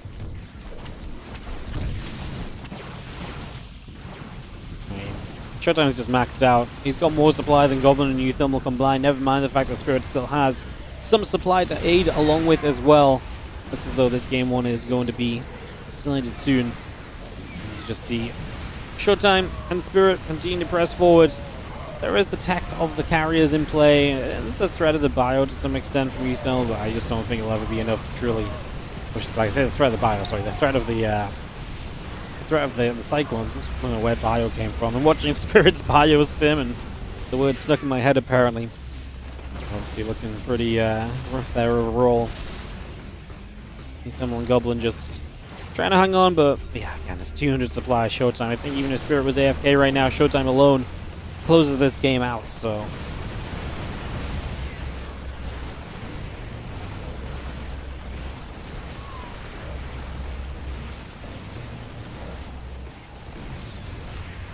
Stalker Marine just pushing up, the carriers gather. A couple tanks are going to try and siege again. The command center there going to be in some more trouble. Stalker's blinking through. Marine's still just going to sit underneath. All those carriers taking a lot of shots. GG says UTHERMAL, GG says Goblin, and that is going to be Showtime and Spirit taking this opening game of the best of 5. UTHERMAL and Goblin with the map pick for map number 2. That off in a second, guys, and keep the games rolling here. So again, thanks for joining us on some 2v2 action today. We will have 3v3 and 4v4 later this week, and then on Sunday we're actually going to have the 2v2 all-kill event. So how that works is there's going to be 2 teams of 6, and each team must send forward a 2v2 pair, and they battle in a best of 3. The losing pair loses one of their players, and then the team must send another player forward to remake the 2v2 team, and you continue until there's not enough players to field a 2v2 team anymore. So it's a little bit of a fun format, kind of the idea of mixing up a lot of players, kind of having to play with each other and stuff. Should be fun. That's going to be on Sunday. A little bit of something spicier to try and mix things up a little bit. As we get the map pick here, hopefully in a second. Game number 2.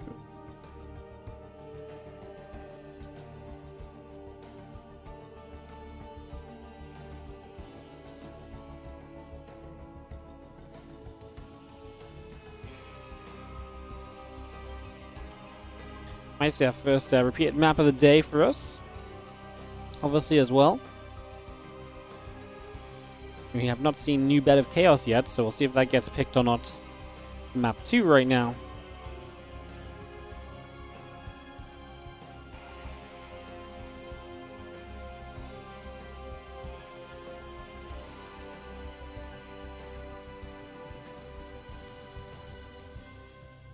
Bum ba da dum bum bum bum bum.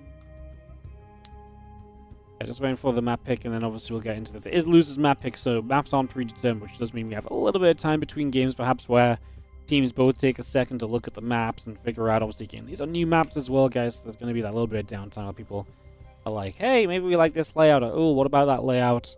It's not just predetermined. It's just an open cup as well, right? So there's definitely that aspect to it as well.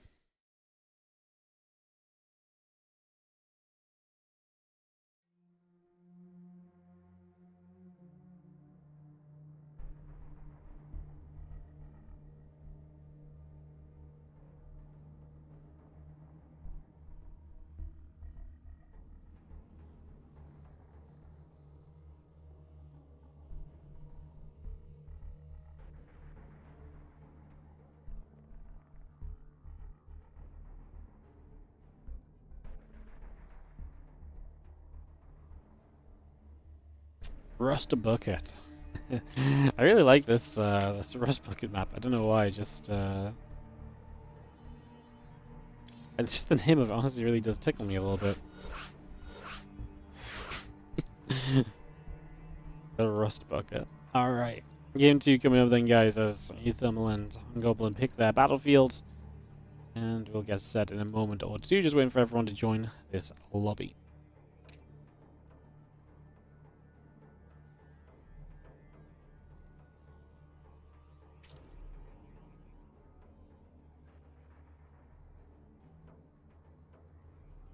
Some colors swapped.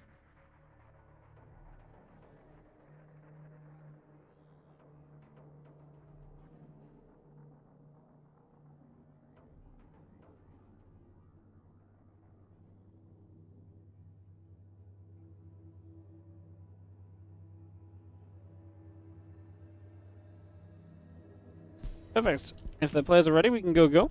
Ready.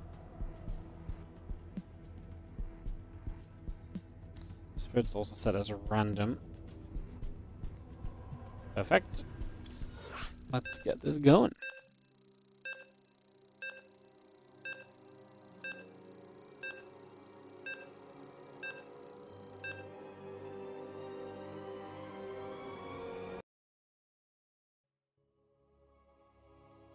Alright guys, Rust Bucket coming on up.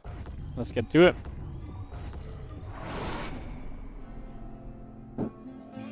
In the top left-hand side, we're going to start off with the blue Protoss and the blue Terran. It is going to be Showtime and Spirit. They lead 1-0.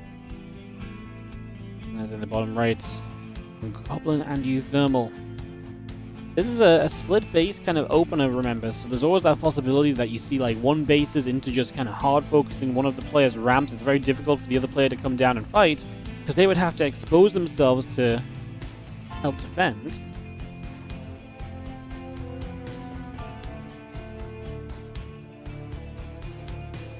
Okay, coming up, probe coming through, we get settled down.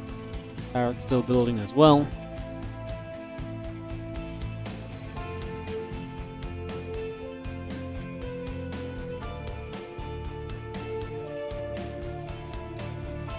We do have this one probe around the side here from Goblin early, and it's going to take an aggressive position. It is going to throw the pylon down.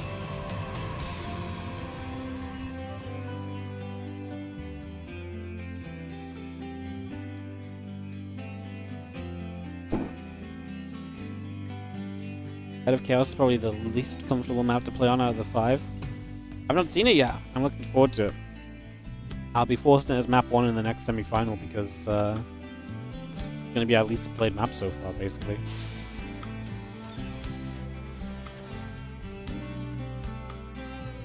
Cybercore Gateway, the Zealot, all just on the way up for a couple of moments.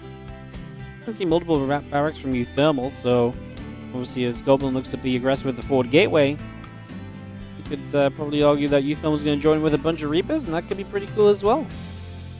I like it. I like it a lot.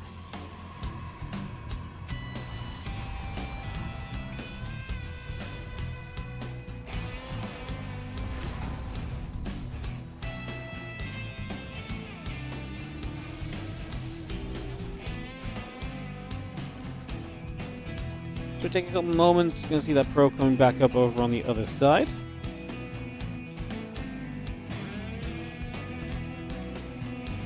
Stalker, the warp gate coming up for the moment there.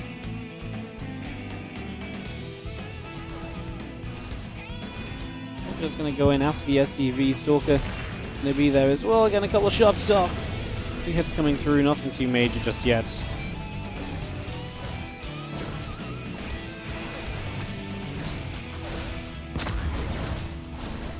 It's going to be obviously a bit of back and forth. Spirit has Reapers of his own to try and play defense with.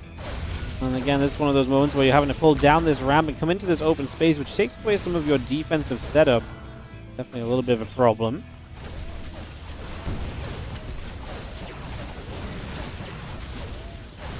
The Helling coming back through.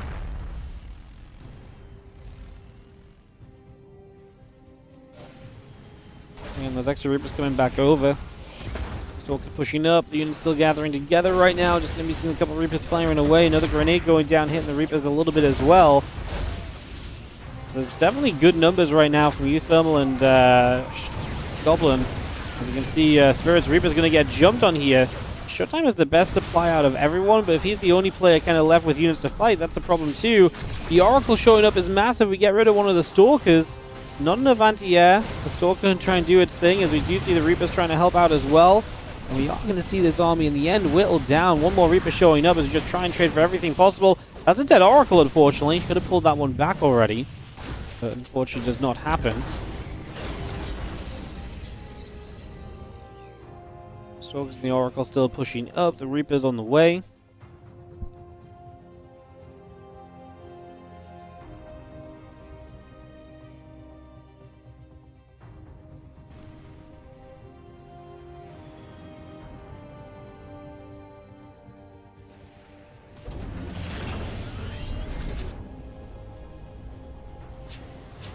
Starport drops down. Tech Lab coming about for a couple of moments.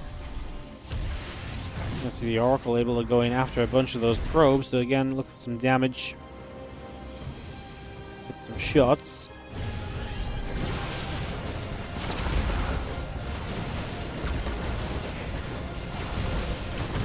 More Reaper's shots coming through. Reaper's taking some hits. Stalk's going to be there. I mean, we're just sitting there as Goblin tries to break up into this ramp. It's just going to be Goblin, though, and I think that Showtime showing it with an Oracle. Whoa. Goblin's Oracle actually is going to be there. So the SCV's going down. Spirit getting bullied. Showtime's supply is good. But if they can, like, kill off one of the players, then that would be absolutely massive for them. Showtime has a couple of Phoenix to help out. That's great against the Oracle, especially as there's Banshees coming through from Spirit. If you get rid of the Oracle, you get rid of Detection. The Cloak Banshees could then have a lot of potential as well.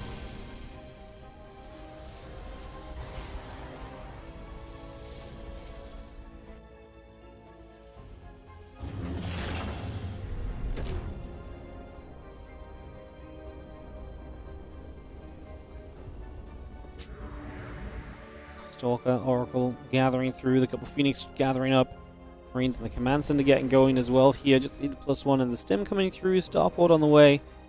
Need to bring that about for now.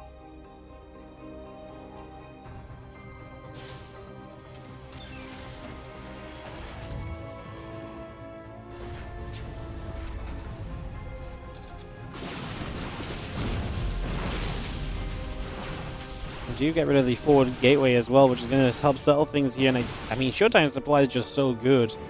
I think it's definitely looking good at the moment.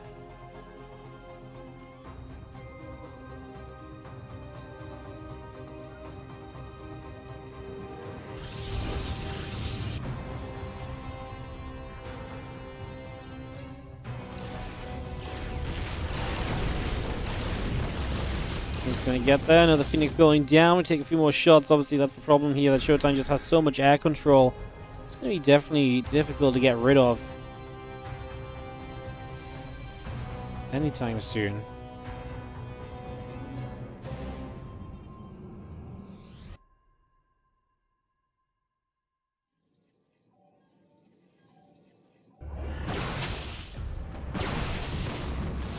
It's coming back over. Stalker's going to settle down. Command Center going to get put into place.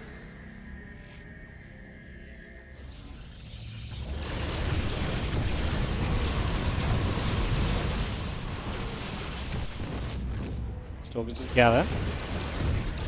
I'm just going to get in. A couple of probes going to get jumped on as well. Some more of those probes going down. I mean, Showtime is going to bully Goblin, and that's going to take one of the players out of this game, essentially. UTHERMAL's army's good, though. Do they have a way to stop UTHERMAL's army is going to be our question.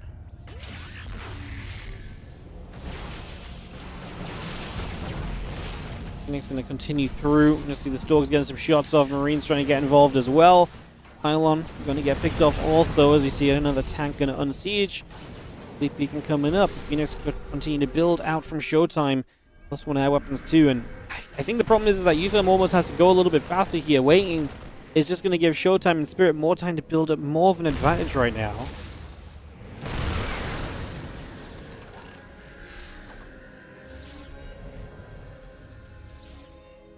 Think about a complete tanks of Liberator building up as well.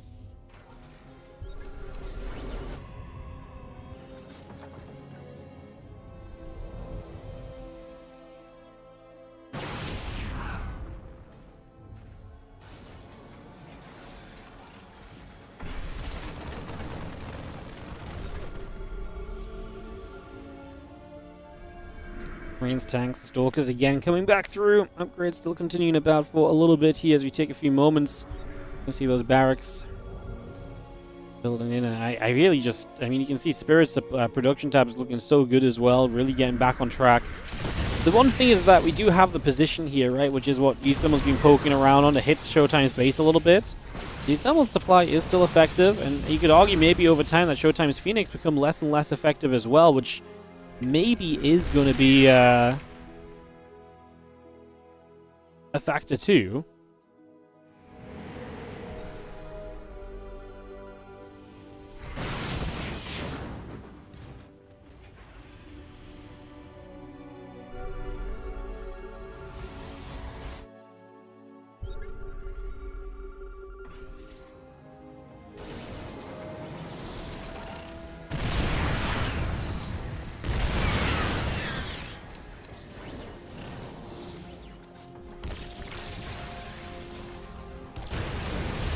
Come in, a couple of SCVs going to get jumped on.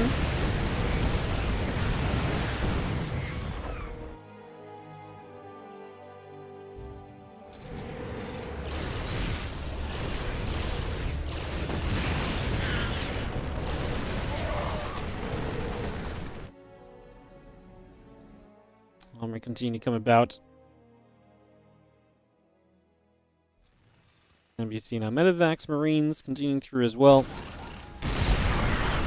Drops a little revelation down. Still got that armory building through. The Marines in the tank here going to get the Nexus. Pylon going to still be in some trouble. The Stalkers joined up as well. Stimming combat shield building. Big place for Spirit if he's really getting back online. I feel like right now Spirit is a better support than Goblin is. And I also feel like Showtime is starting to become a better main character in this game than what UTHERMAL is. And that's obviously a dangerous combo because that's two players who are kind of the preferred player on the same team. It just definitely seems like Spirit and Showtime are just getting into a better and better position at the moment. Getting more and more cozy at the moment here.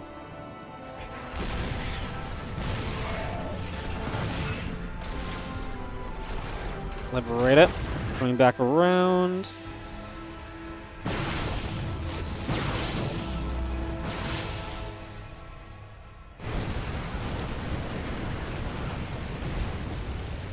I see the couple extra shots coming through again.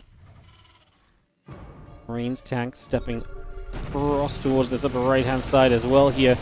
We've seen the tanks going to get sieged. It's not going to be good for UTHERMAL. His base in trouble, and yeah, this attack from that left side. Spirit is in a great position. Obviously, Showtime about to support this. Feels as though that is going to be pretty much all they need to really put them into a very, very comfortable position on this one. I think it's fair to say that this is going to start taking a pretty cozy position, I can say, overall. Carriers, the Tempest coming through, a couple siege tanks going down. Yeah, I mean, it's looking better and better here as time continues to tick on through. Carriers are still getting to work, putting some action in. GG says UTHERMAL, GG says Goblin, and it's a Showtime Spirit 2-0 lead in the best of 5 semi-final. as they look like the team to beat right now.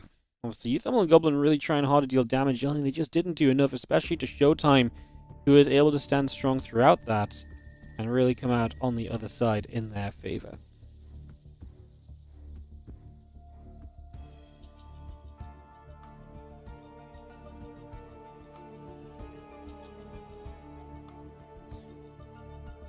Right, we are going to give it a moment. Into game number 3.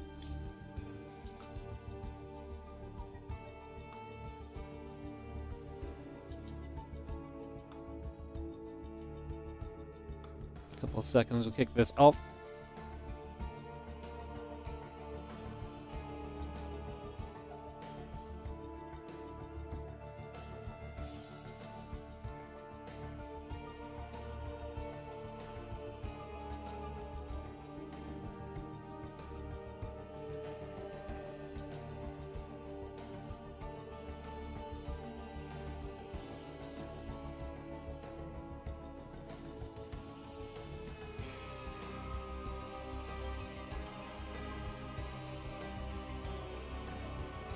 Do, do, do.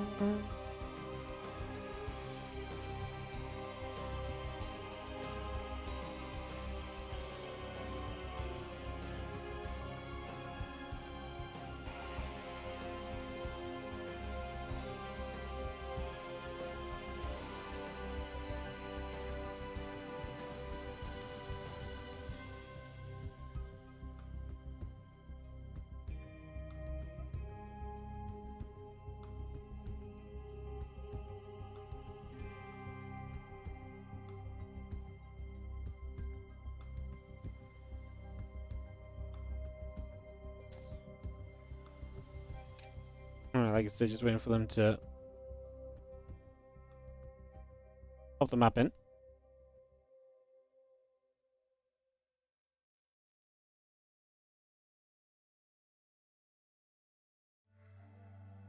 Apparently no one got the member that the round of 4 is best of 5.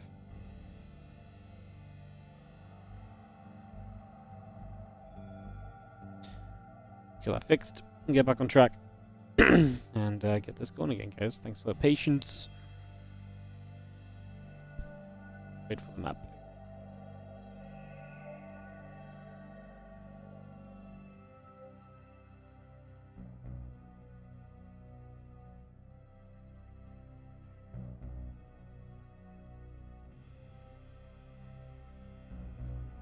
Wait, Tohar Industries to round us out on this one.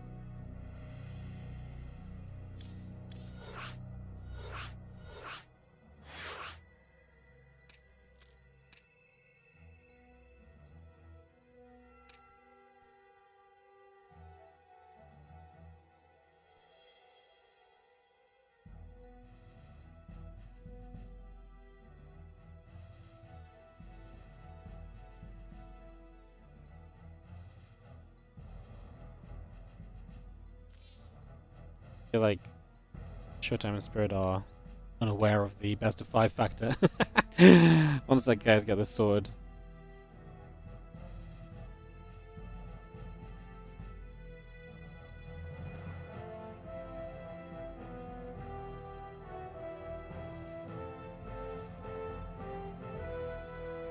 Get this started, get back underway.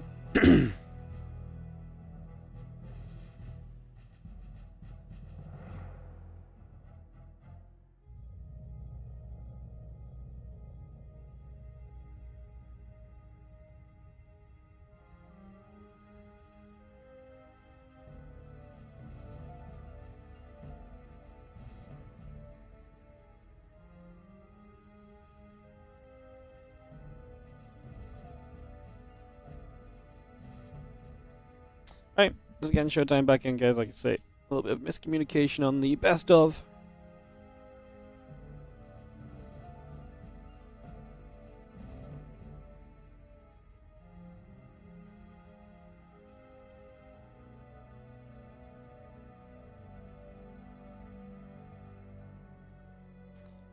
Get this ready to roll. Readying up. Looks like both sides are ready. Let's kick this off, guys.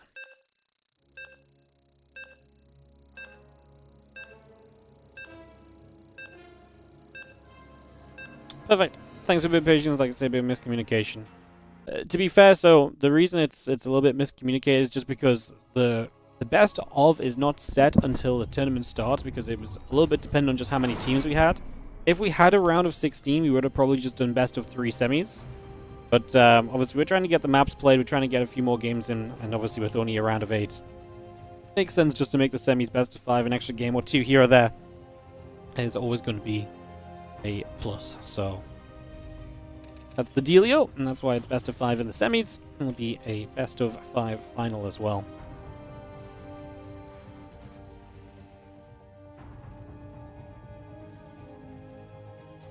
Cool. Alrighty, so back on track.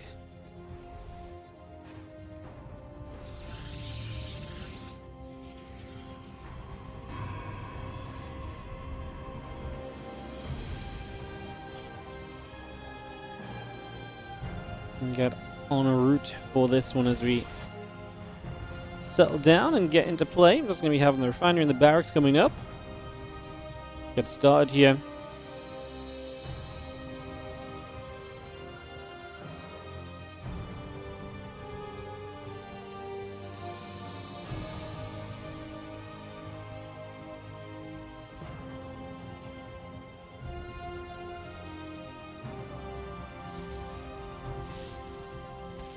We're going to nibble at the SCV. Barracks taking some damage. So we take a few shots for a moment or two. And we get 3 racks on the way up again here from UTHERMAL. Adds a couple of gates on also. Get that up and running. Here on Tohar Industries, this kind of spawn where you kind of spawn together and then you move down to that low ground. Maybe one of the more regular expansion patterns that we've seen overall.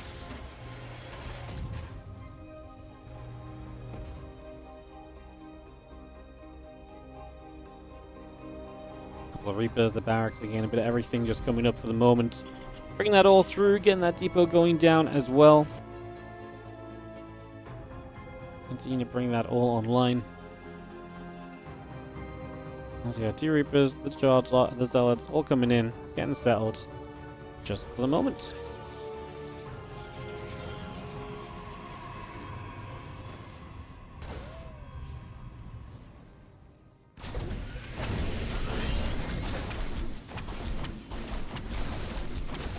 The Zealots and the Reaper are just going to go swinging about, so just going to get themselves engaged through. Proxy coming straight up and being aggressive.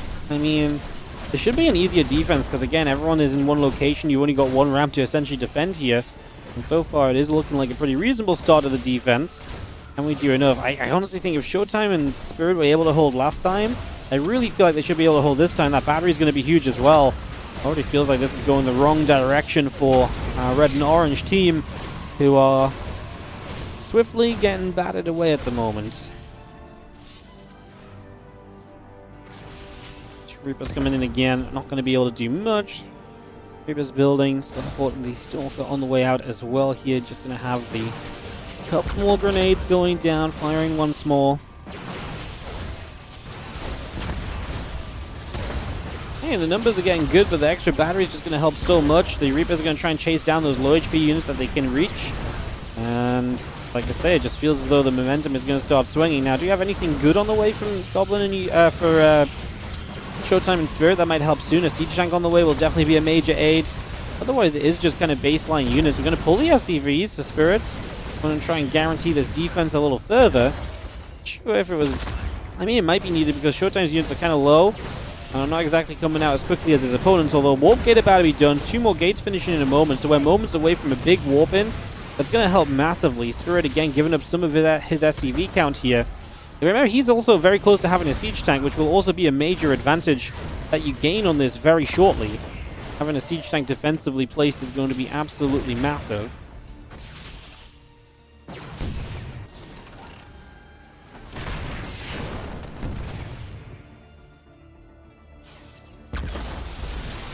Two Stalkers, a Reaper goes down, the other Reaper taking some damage.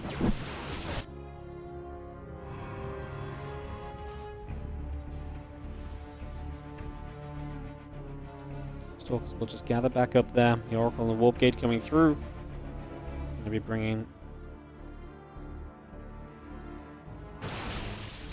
everything else back in once more.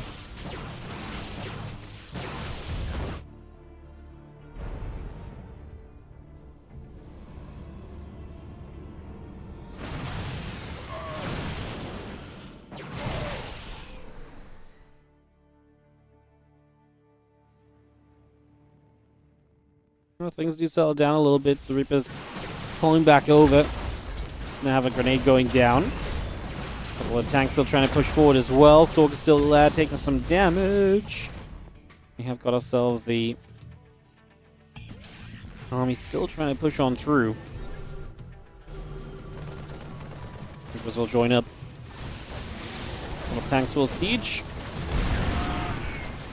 Bunker will begin to salvage up. Tank gonna fire a shot off. Thunder in some trouble. The Stalker's still going after the couple of oracles that are right there. We'll just have the units pushing up to this high ground. And as the Reapers are going to come in, Marines as well, looking for the surround. A few SCVs get pulled forward too.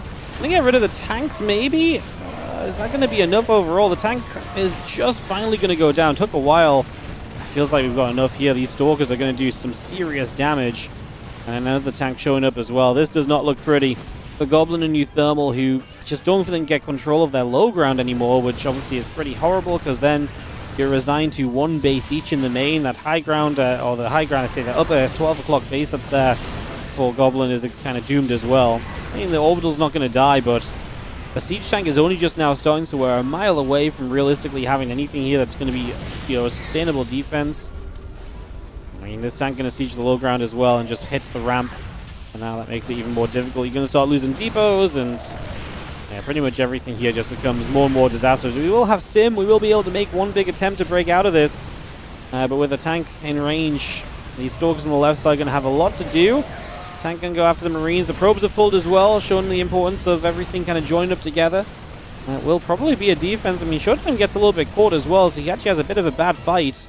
Getting caught there and able to retreat away and to keep a lot of those units alive, where you might have thought he could have kept at least something alive beforehand. UTHERMAL and Goblin will survive, obviously losing mining time during this, but they got a lot of units at the tail end, and that cleanup is going to keep them in this tournament for the moment, as they are down 0-2 on this semi-final match, just trying to still hang on in, as our Stalkers will come swinging once more for a set of gateways at the front.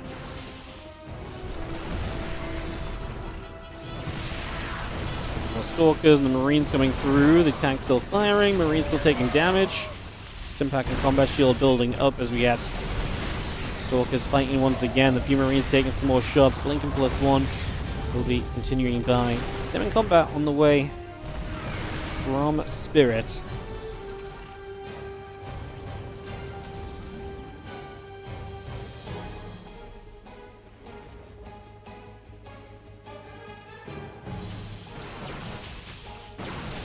Gateways from early in the game get cleaned up. SHOWTIME is going to throw down the third, and that's the confidence there. And I mean, maybe Goblin and UTHERMAL aren't far from throwing down third bases, but it does feel like the follow-up infrastructure that's coming online now from Spirit and SHOWTIME is really going to start accelerating their advantage into an even better place than it has been previously. So that's definitely looking to get into a nice little spot at the moment.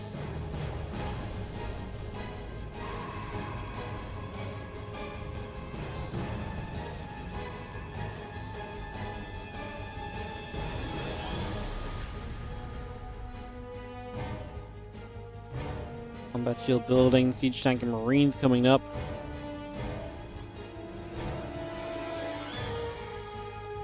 Hallucination going to come through the skies, check to see what's going on.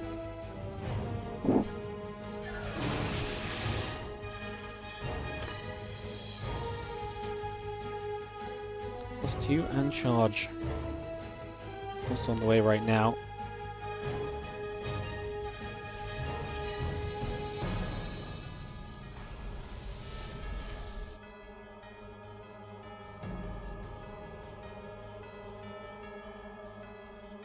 Marine, tank, Stalker, the push from SHOWTIME and Spirit. I feel like they should be confident getting onto the map a little bit. Are they ahead in upgrades on the Marines? Yeah, they are going to be ahead on the 1-1. UTHERMAL's not been able to get engineering base operational yet. It's just Goblin that's trailing on supply a little bit, but he has been bullied a lot in this game as well. I mean, UTHERMAL's going to stim up into the natural. That might force a recall. That might force a response, because it's a lot of Marines. And this might just cause enough chaos to perhaps make this game a little bit interesting still. I mean, Goblin's supply going down. He's supply blocked. Spirit's instantly going to start losing a command center here. It's interesting, right? Because this essentially becomes a trade-off of kind of a player for a player. Goblin is dying while Spirit is arguably dying, but Spirit has more to play with already to begin with. It's a question of as well, can we kind of really deal with kind of that army of UTHERMAL afterwards at some point too? If we can, then that's great. Stalkers waste no time blinking through to ensure that Siege Tank goes down. Yeah, Goblin 25 supply really is just out of options to help in this game, and UTHERMAL at 90 is not exactly, I think, going to be strong enough. I mean, you could probably just continue to work your way through bases here. High ground tank going to make this difficult, but working through the tanks, making it only Marines that can push forward. Yeah, it's a defense back at home. The reinforcements finally come through. This time it's GG, and this time it is going to be serious victory for Showtime and Spirit. They thought it was before. This time it actually is. And that will be them advancing through into the finals. We'll swap on over to the NA server for HARSTEM Lambo versus Rex and Shin, getting into that in a couple of moments. What's up? Neo has left the game 1998. Thanks so much for the 4-month resub on the Prime. Loving the 2v2s. Yeah, me too. It's been a fun day so far. It's always nice to mix some 2v2 in. We've got team games all week. 2v2, 3v3, and 4v4 today, Thursday, and Friday. And then the 2v2 all-kill mode on Sunday should also be a good chunk of fun. Alright, the first map of this next one is going to be New Bed of Chaos.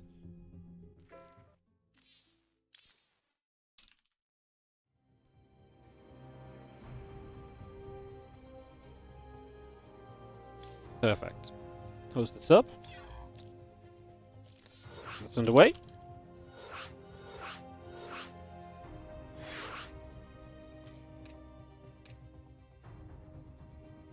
Get this ready to go, go, go. Drop our lobby link down. Shin Rex versus HARSTEM Lambo going to be coming up here in a couple of moments.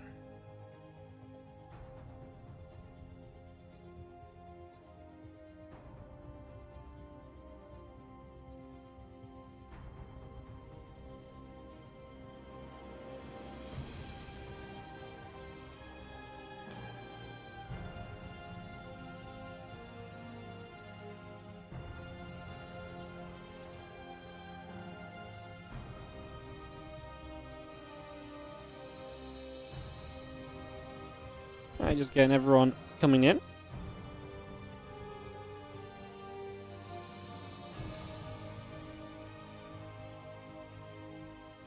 Perfect, everyone's here, so we should be able to go. It's funny, this is going to be PZ versus PZ, it seems.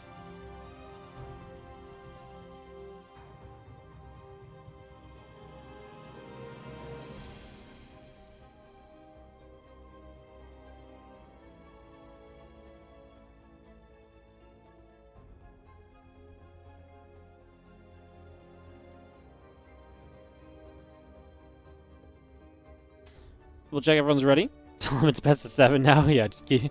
Oh, you guys went on the correct server at the start. It was actually best of 9. It's your second monitor sort for the work week. Hell yeah. Alright, Go says Shin. Just waiting for the HARSTEM Lambo combo to be ready as well. Looks good. Kick off into game number 1 of our second semi-final. This will be best of 5. The finals today later will be best of 5 as well. All of that coming through. Looking like a good fun day. I do say so myself. Beautiful. Alright, let's get us into New Bed of Chaos.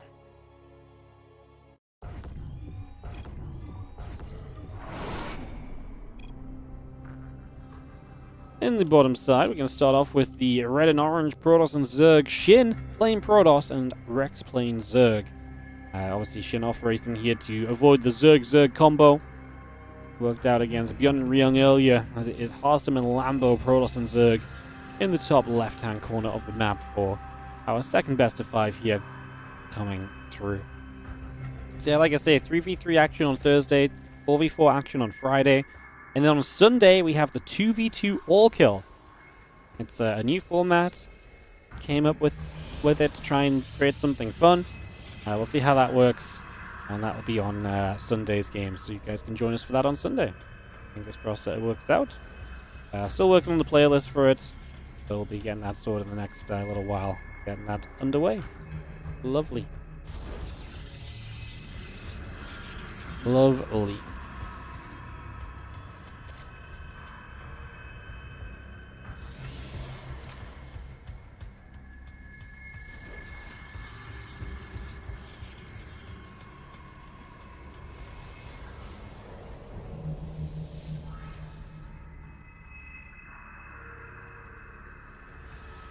Alright. Love that Indy's here today. Definitely nice to have Indy observing the 2v2 when there's so much going on.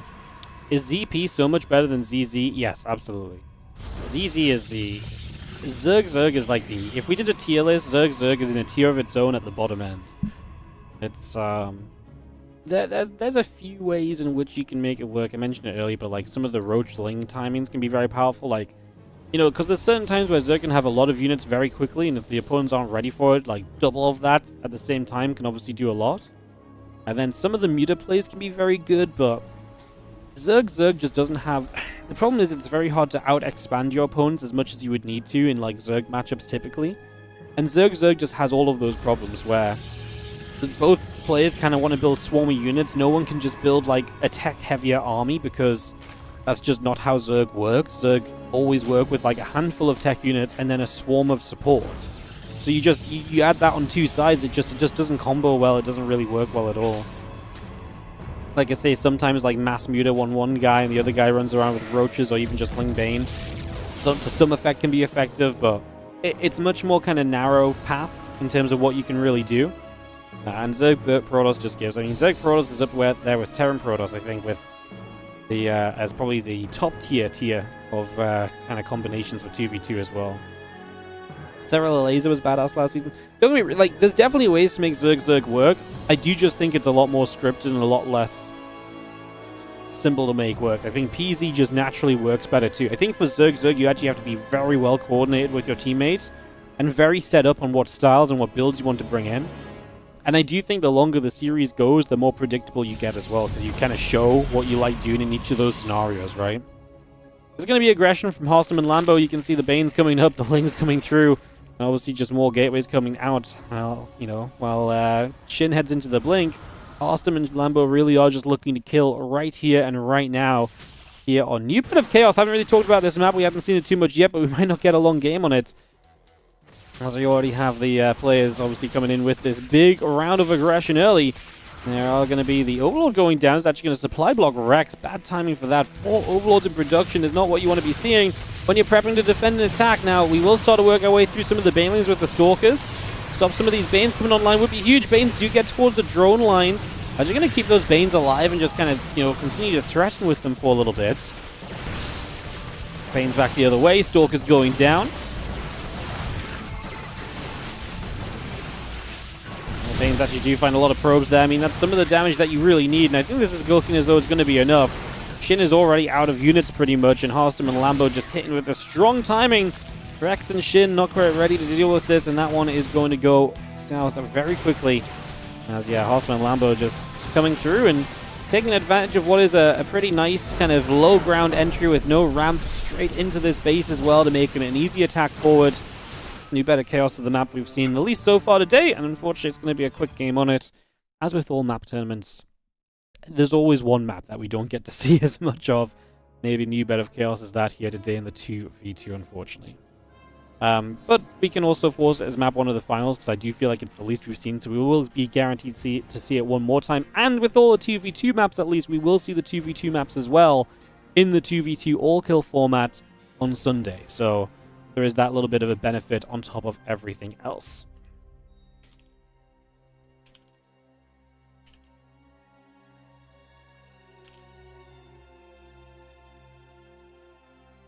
Copy paste the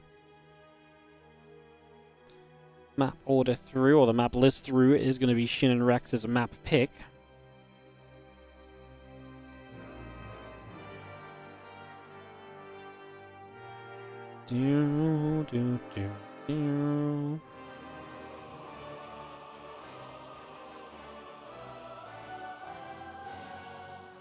Rust Bucket is going to be the map pick as Rex hosts us up.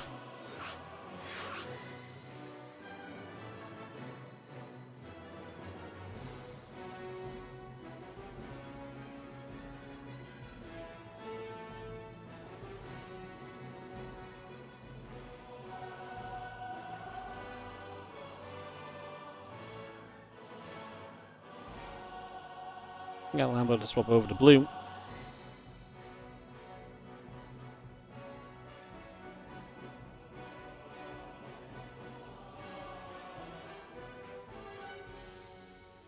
Perfect, everyone's ready.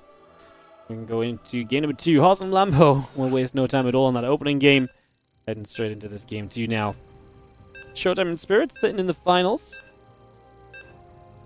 Spirit plus a Protoss is one of the best 2v2 teams we've seen. Spirit and MaxPax were, you know, are absolutely the 2v2 kind of team to beat, typically. Obviously, no MaxPax today, but then Spirit teams it with Showtime. He looks freaking great as well. Like, it makes me wonder, like, is it Spirit that's actually the 2v2 god? Because, like, he keeps on just dominating the 2v2 events. It's, I don't know if he just elevates his teammates or if he just plays a style that works well together and stuff. I'm not sure, but that's pretty nuts. GLs and HFs. And down a game in the bottom right is Lambo and, is Shin and Rex. This is the map where I do get a bit concerned about some of the early attacks. Maybe if they do try and force focus on one player, defending on one single side can be difficult, right? So I do think that may be a factor as we have Lambo and HARSTEM top left-hand side. And Rust Bucket. Honestly, I love Rust Bucket just for the name. I'm going to say this every time for a while. It keeps making me giggle, man. I really want to call... I don't know why, but I really want to call someone a Rust Bucket just to see what the reaction is. I just don't even know what it means, but I want to call someone a Rust Bucket. Amazing. Amazing and incredible. Alright, well.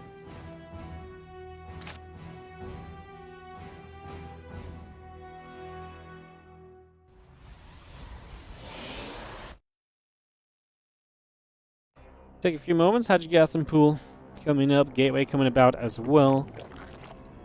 Get settled down for a few moments.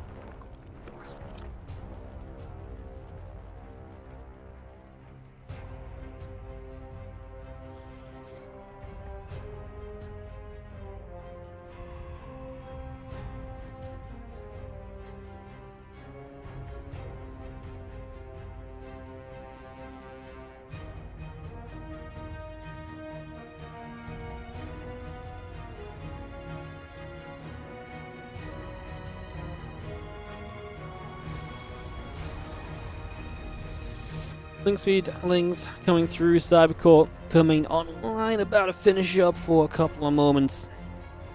Next on the Cybercore coming about, Stargate building. Let's do have ourselves the link speed building through as well, so we just get that all set up.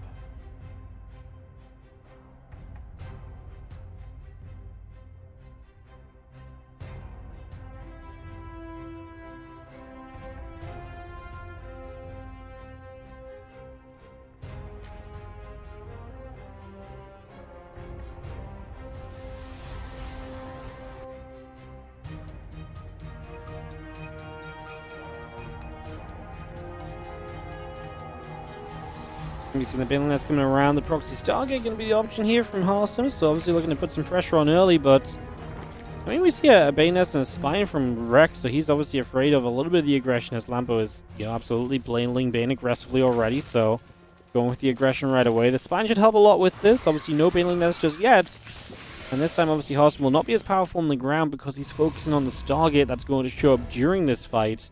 There's a Spore in the main base and a couple Queens as well, so I'm not sure how much this is really going to do. The Queen's target firing down the Banelings initially. We do see one Baneling's going to reach the mineral line. How good is the split? It's decent. The Ling's actually going to end up being the target of the Oracle, so it's going to help chew through some of those quickly. As the Force Field comes down, that's actually going to trap a few units in. A bit of a chaotic couple of moments. We are droning from Lambo, you know, expanding as HARSTEM, so it does look as though we're going to come out of this aggression. I mean, Rex is very low supply on the back end of this. He actually lost a lot of drones, it seems like. He lost 12 workers super early in the game.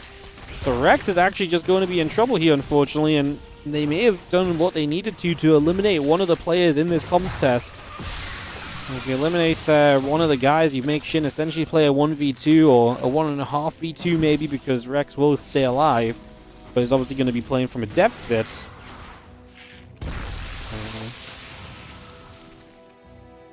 Isn't that what he usually call like a beta card? I don't know what the name is from, but I don't know why it just sounds like a great insult. Hang on. What happens if I Google Rust Bucket?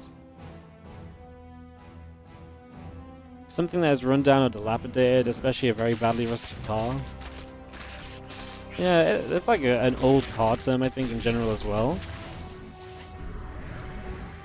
Yeah. I don't know why, it just seems like a great insult. Seems like the sort of thing that some weird dialect somewhere came up with as like way to insult people, and it's just stuck. Anyway.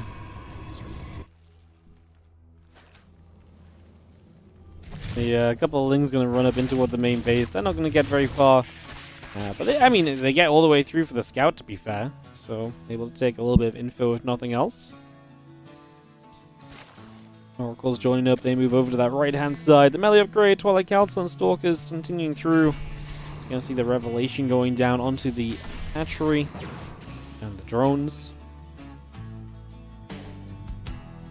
Again, looking at the supplies, you can see where we're at. You can see Shin's a little bit ahead of HARSTEM. Shin is also ahead on the tech of HARSTEM too, with the much faster blink. That's due to the commitment early, right, of that faster star gain, so from HARSTEM and later expansion. But then Lambo, compared to Rex, is in a world of his own. As Lambo gets a melee upgrade, Rex is trying to get the Roach Roaring down. He's on 32 to 54 supply though. And that, I think, is going to be the weak link of this game.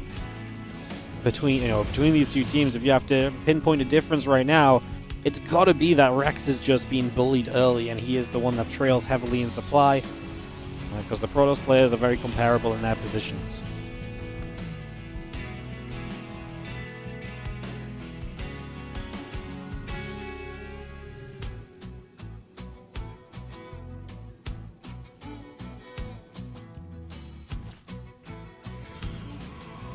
Pro Bay halfway done. Learn a few drones coming up.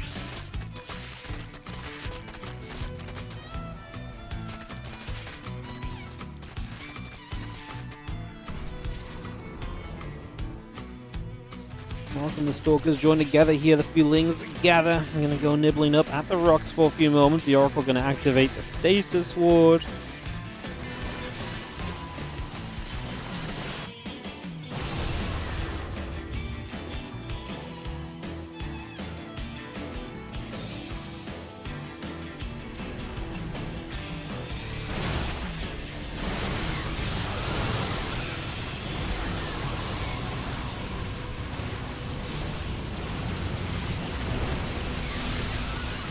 Stork's going to 5 feeling 7 through it.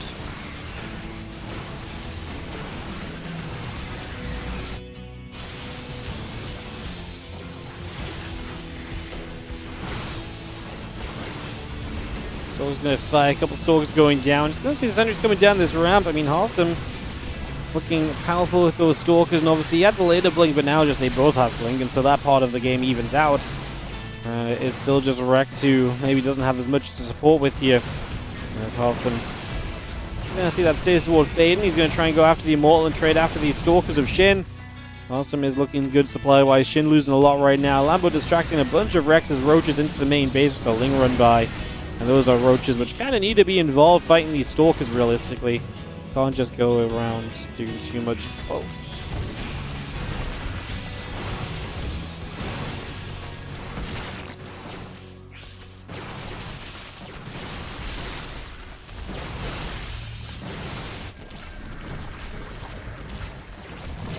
Goes an Oracle. The other couple Oracles continuing through. It's going to see the Roaches still getting jumped on by the Stalkers. We will see the Stalkers going after those.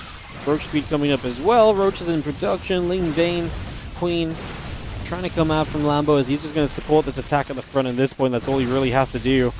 Shin and Rex just cannot get settled in this series at all. Two fast, aggressive openings from Lambo and HARSTEM will net themselves the 2-0 advantage and a very comfortable start to this best-of-5 semi-final, as they are going to be a lone map away from joining Showtime and Spirit in the finals today. Alrighty, we will have the next map picked from Rex and Shin. Obviously, if they do end up winning this and staying alive, it will then be a map pick for Lambo and HARSTEM as to what they try and finish the match up on already.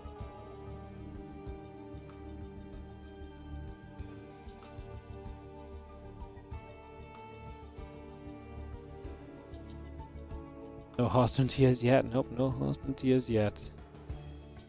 Not at all.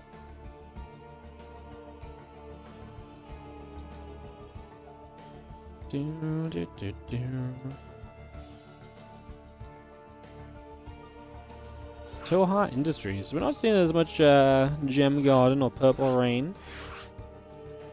I seem to be liking Tohar. I think Tohar looks like a very kind of like nice map layout to just kind of get into, you know. Just kind of like get set up on. So I think that's a lot of what they kind of look at here. And just kind of resort back to for safety's sake. Amber just needs a second, but we also need them to fix some colors up. Braces are set. Unless HARSTEM does want to play Terran. He does not.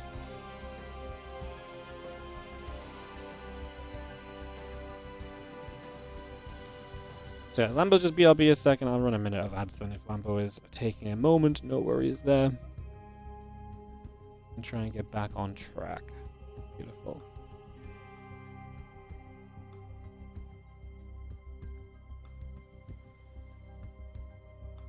Do, do, do, do, do, do.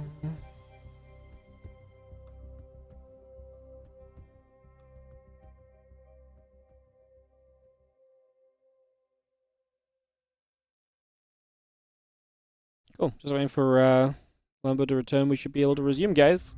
Like I say, Spirit and Showtime waiting in the finals. That will also just be a best of 5. Hopefully we get 5 maps. As, yeah, day 1 of testing out the team maps from the team tournament. I like it.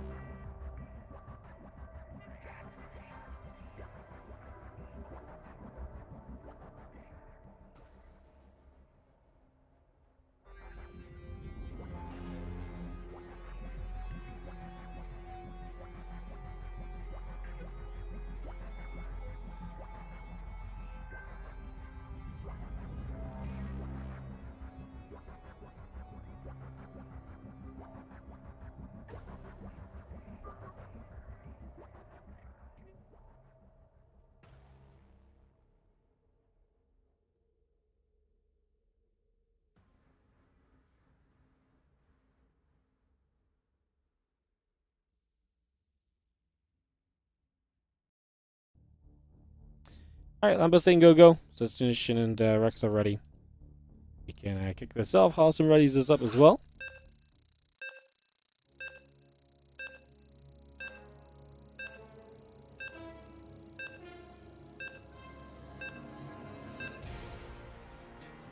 And we count on into this. So, we get this going. We get this underway. Tohar Industries! Seen it a couple times now.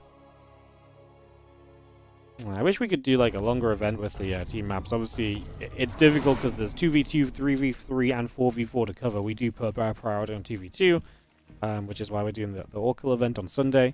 But, yeah, it feels like a little sad that this is like day 1 of these maps, and then, you know, that's just it. Like, they'll hopefully make the ladder right, but it's just kind of sad that compared to like the 1v1 Team Liquid Map Contest tournament where we get like a few days, we get a full week with the new maps, and we get to really settle in with them, see what's good about them, see what's busted about them, see what, you know, all of this kind of stuff. It's a very different vibe.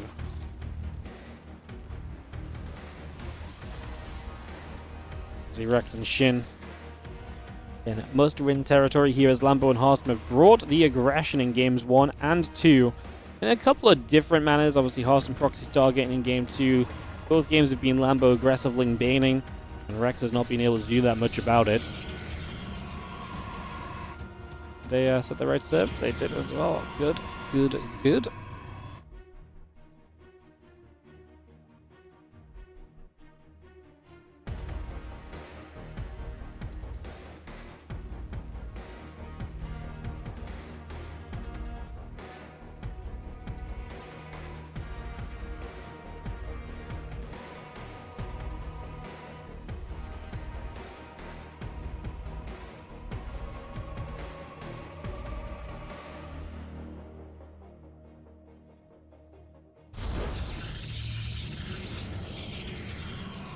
Gonna have a Cybercore in the gateway, continuing up once again. Just gonna bring that through initially. See the spawn pool hatch coming about for a little bit of time. Link speed building up. I mean, my main question is, do Lambo and HARSTEM get aggressive again, or do they have a different plan this time?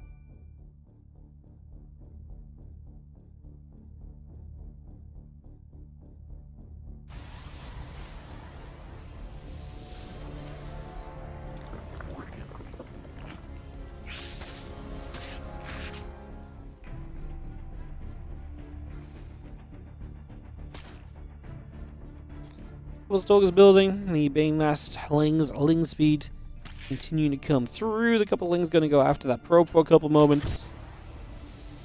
Hey, what's up? Thank you so much. Mood79 as well, 5-month resub on the Prime. The Bonus Angelo in the center of the map looking huge. Yeah, I know. It's a big boy, isn't it? I like it. We like to see.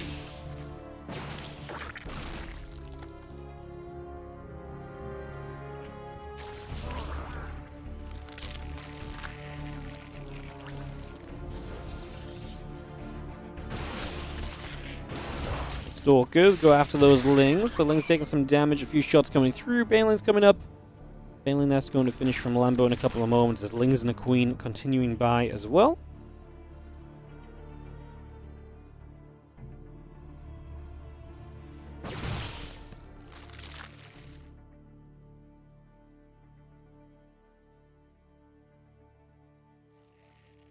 A lot of Lings coming out from Rex as the extra gate finishes from Shin, and it looks like though they're going to flip the script of this game. They are going to become the pressure makers. As, well, it's a couple of Banes already out from Lambo. He is droning those. That's less Lings that could have been here. A couple of those Banes spotted over to that side. Doesn't get a Ling onto them just yet, though. As Shin and Rex ready themselves up. This really has been the series of early game aggression. Ling Bane Stalker has been the majority of this. We do have some sentries here. Force Field's going to be a big factor. Definitely a very useful bonus.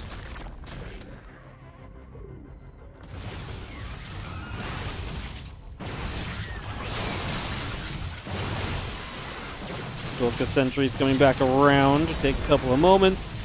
He's going to be seeing good. I mean, the force field so far have been great, keeping those Stalkers out. The Ling is going to try and dive the main base. Not much of a wall over there. We're going to think about bringing a few Banes back towards it. Ling's busying themselves on the batteries. Protect those batteries, and you're going to have Stalkers that can stick around a whole lot longer as well, right? We're getting a little bit overwhelmed to the top. This is what's so difficult about defending these situations. You've got to have a good split, realize where you're getting overwhelmed, and realize where you need defensive units and where you don't. Couple more Ling shots continue to come through. The Bane's coming about, the Spike Roll and the Queen's building as well. Robotics facility coming up from HARSTEM.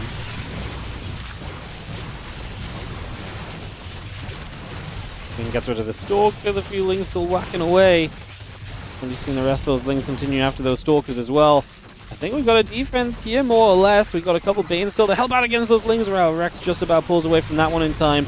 Loses his Baneling. That Baneling at the front is just freshly morphing, so we know about that as well. I think that's going to be the defense. Rex's supply already struggling. Shin's supply not quite there. And HARSTEM is about to have a Robo, so you could maybe even get an Immortal to help out with as well, potentially. I'm not sure if we need an Immortal. Even a Prism might just be nice for some micro.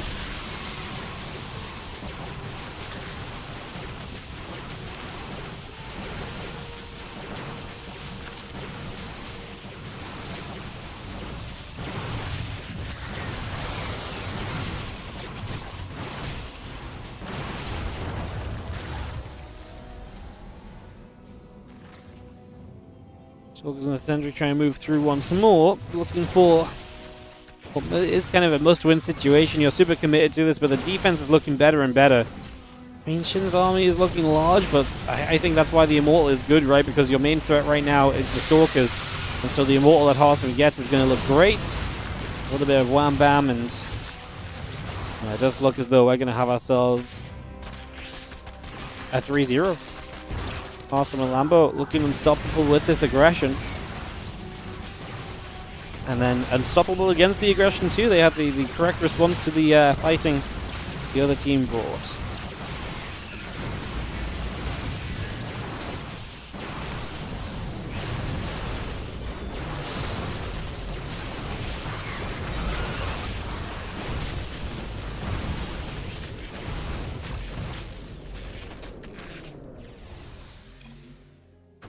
his Rex.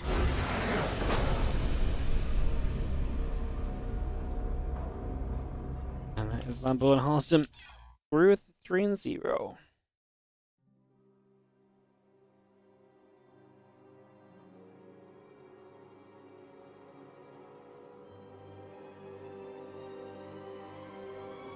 Alright, so we're gonna head to Europe. It's gonna be Lambo HARSTEM versus SHOWTIME and Spirit. As that's gonna be a very feisty semi-final. These guys waited for the whole other best of 5 to play, just for HARSTEM and Lambo to go bam bam. Thank you very much and see you later. Well, they move through to the finals to play SHOWTIME Spirit. So like I say, we'll hop to Europe and we'll get that ready to go.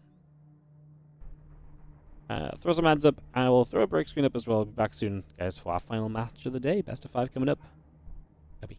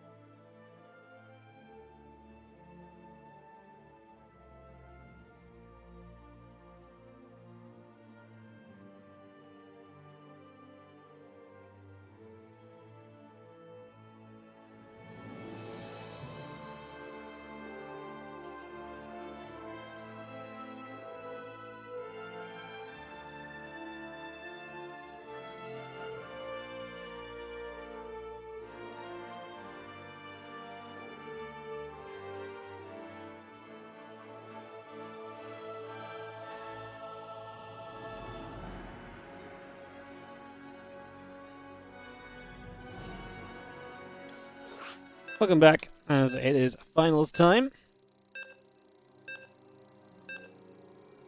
As we get ourselves into HARSTEM and Lambo versus Showtime and Spirit, Protoss and Zerg versus Protoss and Terran. Let's get in and see who takes down the 2v2 Open Cup for the Team Liquid Map Contest Team Liquid Team Map Contest 5 Tournament 2v2 phase.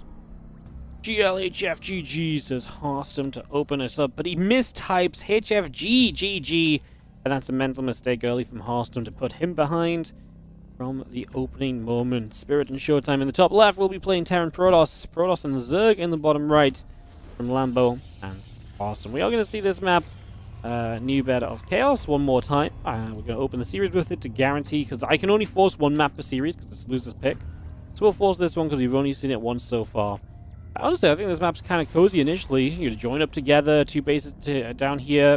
It's a no ramp natural, but it's only one entry point. You come across here, you can take those two bases, or you can play towards the left side and take two bases. I think that's what gets confusing about this map. Because if you expand here, do you then go up here, or do you then go down here?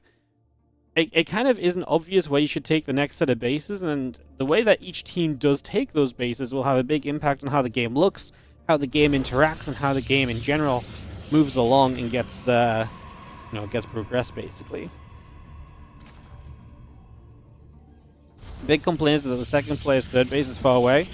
Yeah, I guess that's true. Is that just... I guess that's just because the way it goes is like this... This alone is quite far away. Like, this entry to the natural is kind of far from these bases already, right? Is that different to...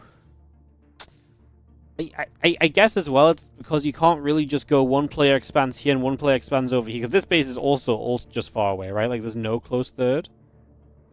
That's an interesting point. I was thinking about Emerald City, though, because Emerald City has a similar layout, no? But then you can take one player takes the high ground third and the other the low ground forward third base, and so there is an option there that is closer. So I guess it's not quite as true. You're meant to expand vertical towards... Yeah. It is an interesting layout, though. I gotta say, all I can see on the minimap is a little face. One eye, two eyes, and a little smile if you look at the minimap. I don't know why, but this just looks like a little face to me. It's just like, ah, a little monster. Little monster just kind of screaming away. Yeah, I like it for that, anyway, if nothing else. Anyways, a couple of links coming out. It looks as though I wonder if we're going to step away from the aggression as Lambo and HARSTEM. I wonder if that was more because they were playing ZP versus ZP, and were maybe more comfortable in the 2v2, or at least thought they were more comfortable in the 2v2 than their opponents. I wonder if that was kind of maybe the plan there, or the idea there at the very least. Let's just see the links be coming up, Overlord's coming through, we get settled down. Take a few moments and figure out what we're going to be doing next.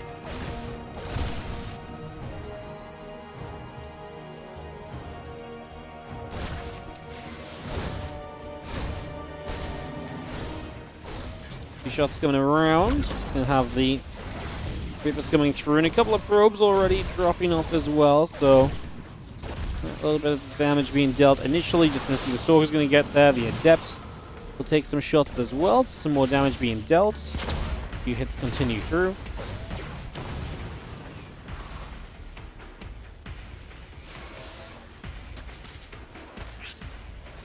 Let me just settle for a little while. Just gonna see a couple of Lings coming about, and they're gonna go after the Adept and after the Reapers, so trying to find a little bit more damage. And the Adept gonna fight, the Lings are gonna be right there. Just gonna get the pick off right away. As we do have the shots continuing to come through. The Oracle overhead, the Reaper going to be right there as well. We fire up some hits onto the probes.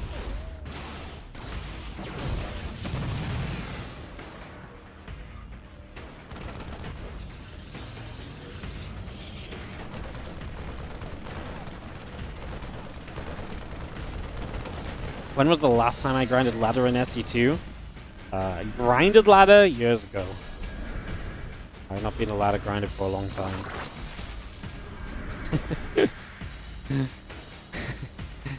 This little face I'm seeing is a little monster face. Isn't that just great because we're sponsored by Monster Energy as well? Rah, have a monster. I love it. Beautiful. All right. Back to more serious business as Oracle's set up. I'm gonna stop looking at the minimap because it's literally all I can think about. I can't get this out of my head for some reason. As we just see the droney moving about, we get settled for a couple of moments. So yeah, settling down and taking a little bit of time as the couple stalkers come through. The oracles get turned away. Good defense so far, and obviously not seeing that kind of faster aggression that we were seeing previously as well. So things definitely beginning to look a little bit different here in total.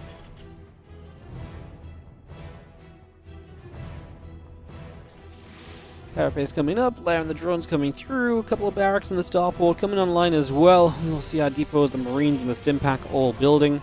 And we have Blink and +1 coming online from pretty much both players. No +1 from HARSTEM. His forge is a little bit later than that of SHOWTIME's. So Oracle's still trying to find some openings, see if they can find an opportunity to get in there and potentially deal some damage, which the answer so far is no, being kept back quite nicely actually. Doing a good job of keeping things away in that regard, so not letting too much come of that just yet.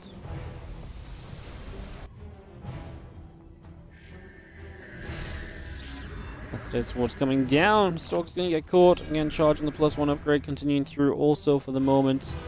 Continue to settle that down then, and we just have a little bit of everything else still very much so on the way through here.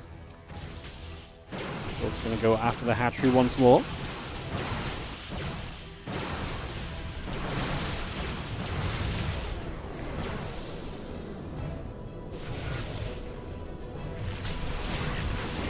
Couple hits coming through. Sword is going to catch, and we are going to see the Stalkers able to get rid of the Queen, so the Queen will drop and get cleaned out already.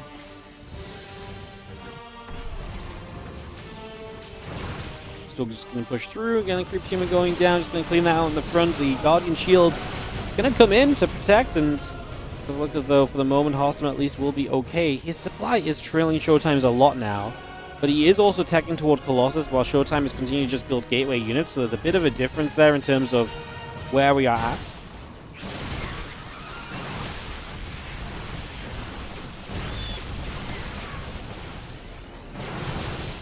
Stalkers pushing through, the tank will siege up. Just going to see a couple Stalkers firing forward, the hatchery taking some more damage. The Marines will join in on that. That hatchery does go down, and the Spore Crawler is going to continue to hit the Medivacs. So Medivacs taking damage. Continue to split up and spread around a little bit here as the Stalkers continue to fight through. Trades continuing to come about at the moment as we just see the Roaches, Ravages, and Festa looking to join up. I mean, this base going down is already a big win. This position reminds me a lot of Emerald City, right? Where, again, that you kind of, when you do expand upwards, that is the base that comes into trouble very quickly. And SHOWTIME and Spirit just have a good position to push in on here. I think the problem is that Lambo has a lot of the supply, but he can't really get involved in the fight too easily. His units don't get forward as much. Try to drop a Fungal Growth, it did okay, but maybe not enough. Corrosive Vaso not finding the Siege Tank either, so that's just hammering through. Stalkers blink for the tank. The Colossus are interesting because it feels like they should be able to help, but how much do they really do? Obviously, they're very good against the Marines, but against the Stalkers, they will not be as effective as they might have been previously.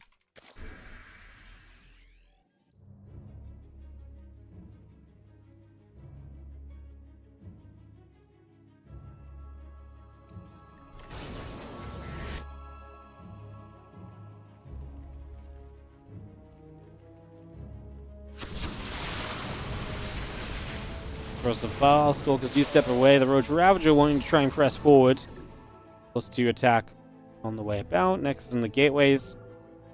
Settling as well. Still got the 2-2 coming through then. The Lurker Den, the Viper.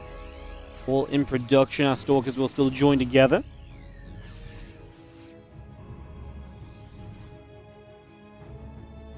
Again, charge about to complete. The Lurker Den is just ticking along here. Lings, Hydras, and Queens being built on through. 2-2 upgrades continue their way about.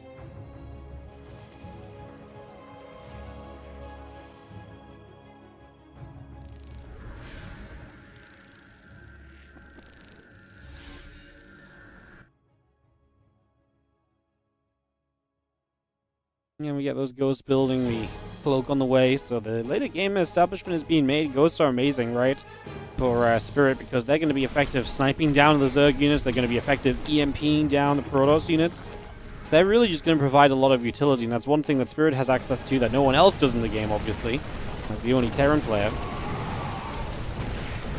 You see Lambo getting toward the Lurkers, looking to power up the ground army with that. Question being is HARSTEM, what is his kind of role going to end up being? Like right now he's out in a Dark Shrine, looks like he's still going to maintain the kind of idea of being a ground Protoss. A lot of the time you see that kind of tech up to being like an air Protoss or so. Obviously that's just not coming through at all just yet.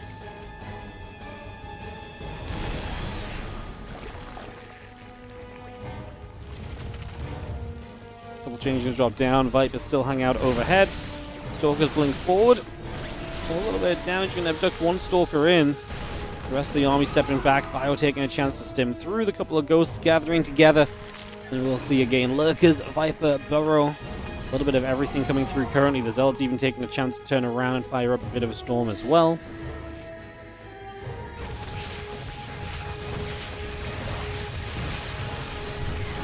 Can Medivacs heal TOS units? Medivacs can heal biological units, which Protoss units just aren't. Like, not even the Zealots, right? Are biological. So,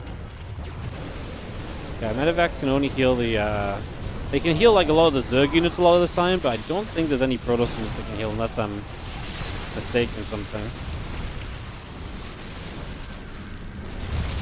Zealots aren't biological? Oh, maybe, are Zealots biological? Oh, my StarCraft facts are going bad. Zealots are... Oh, they are biological. Okay, so you could probably heal Zealots. Yeah, my bad. Zealots are biological. High Templars are as well. Yeah, I know High Templars are. SCVs can repair Protoss units? Yes, they can. Sorry, guys. I forgot Zealots are biological. Shame on me! Look at my StarCraft knowledge being trashed. Also, look at this Protoss army being trashed. Lurkers doing the job. HARSTEM and SHOWTIME are similar supplies now. Spirit needs to show up and do something, though. He is pushing the bottom right side, bottom left side, and HARSTEM has lost his third base because of it. It is important then that you get in and probably get more than just this base here. Man, Spirit has been expanding like a madman down the left-hand side of the map. Can we kind of eliminate this down to like a Lambo Spirit ZVT? Probably not. I think the Protoss players are still strong enough right now.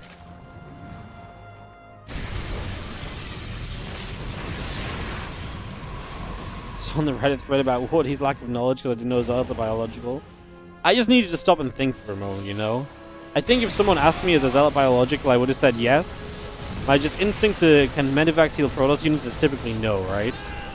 So yeah, they can heal like Zealots, maybe DTs, Adepts, but you can't heal Stalkers because they're just mechanical. You can't heal Colossus, for example. Zealots are biological. Does that mean they have a mom or dad? No, it just means they're made up of the right stuff to classify as biological. Structure on the way. This is going to be seeing Hydras +3/+3 upgrades coming through. Adequate spines onto that as well. A little bit of everything coming through right now as we just have some blinding clouds going down there as well.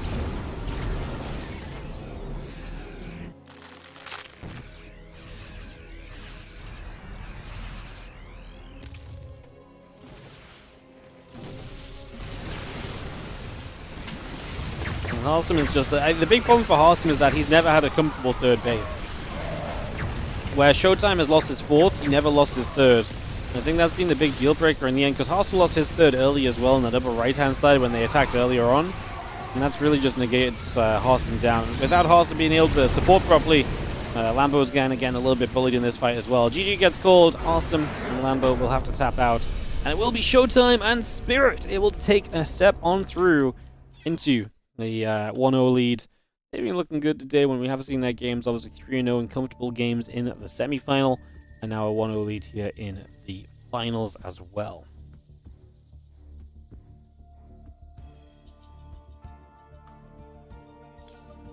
Wait for the map pick from HARSTEM and Lambo. That was a bit of the kind of game we wanted to see on that map as well, right? Where we actually get to see players expanding, going toward a later stage of the game, for example. That's kind of what we wanted to see on the new map, at least the one time, rather than the super fast game we had on it previously. So get to see a bit of the idea of the expansion pack in it. I do understand what we're saying about it does feel a little bit more difficult to play on naturally than some of the others, so...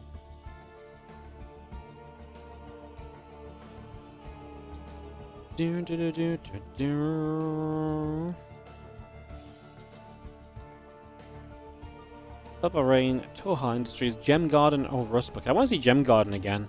We've seen Rust Bucket a lot, we've seen Tohar a lot. I want to see Gem Garden. I feel like we saw that one once and we haven't really seen it since. Maybe I should have forced Gem Garden to be played.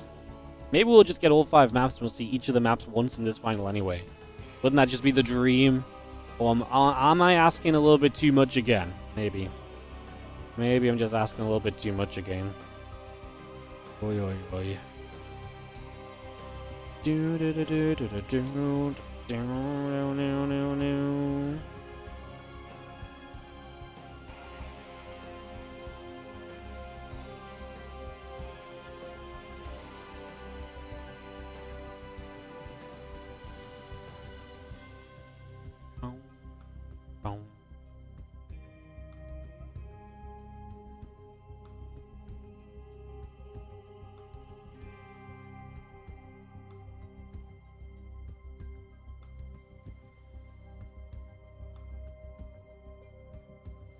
Oh, they're gonna go Gem Garden. Haha, my calls have been answered. Perfect. Gem Garden coming up. Drop the lobby link down. Ready to go.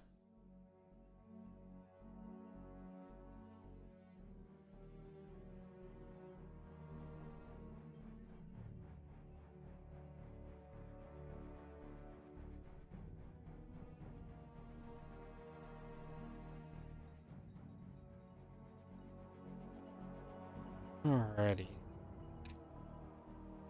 Got Spirit here. So we have Showtime. Stop to blue versus red and orange. Perfect. The 2v2 Ponjwa Spirit wins again. He really is, like, constantly at the top of the 2v2 tournaments, man. Man's just a beast, whoever he seems to play with.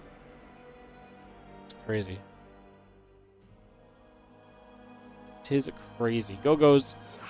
We are officially allowed to begin our second game of the Grand Finals today, guys. Thanks for joining us.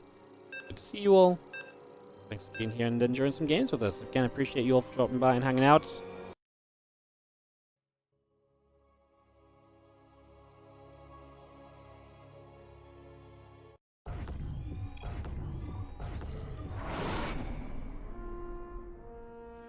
Yeah, I like this map. This map was interesting, at least. Like I say, it reminds me of Stargazers. The map from Ladder a while back. Had a gold mineral line backdoor entryway into the bases. It's kind of fun. Houseman Lambert will spawn up the right. Spirit and Showtime spawn up the left. Holy bases. Yeah, this one has a lot of bases, I guess. Interesting to see how we can get to the later game on Gem Garden. Maybe that's why it's called Gem Garden. It's a garden of gems, aka minerals. There's just so many of them.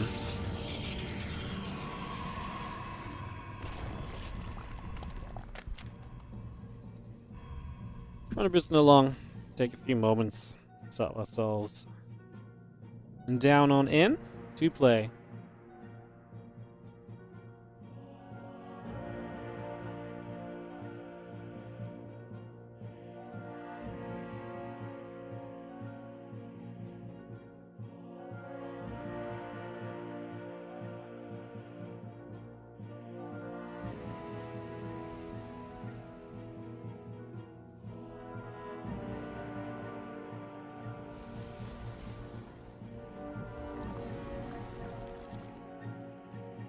Pro move about.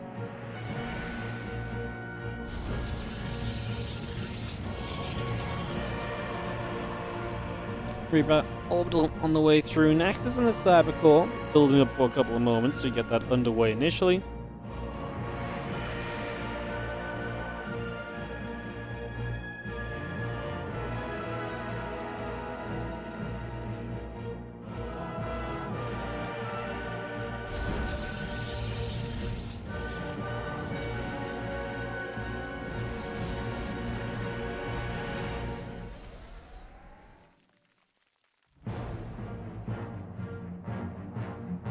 There, Reaper moving about for a little bit of time there. Nothing too crazy just yet. We've seen a couple of Stalkers and the Warp Gate coming about as well, so chance to make some work happen. The factory coming about as well, out on the bunker.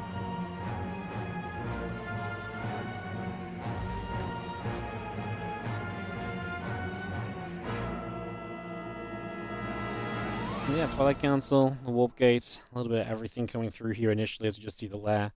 And a few more drones on their way through. At the factory, at the reactor. Produce that command center. Adding that Stargate as well. Continue to set ourselves into this as the command center builds on in. Again, the Adept and the Warp Gate building up as well. A few things coming through. Our Stalkers go out over to the far left-hand side.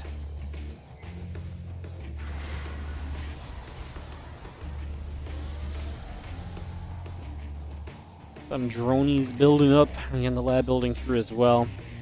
Adding on the Blink, adding on the Warp Gate. It's a little bit of everything for the moment. As a couple of Stalkers come in there, that Reaper going to get turned around the other direction. Is going to get picked away at. It's going to be low HP as it escapes away for the moment.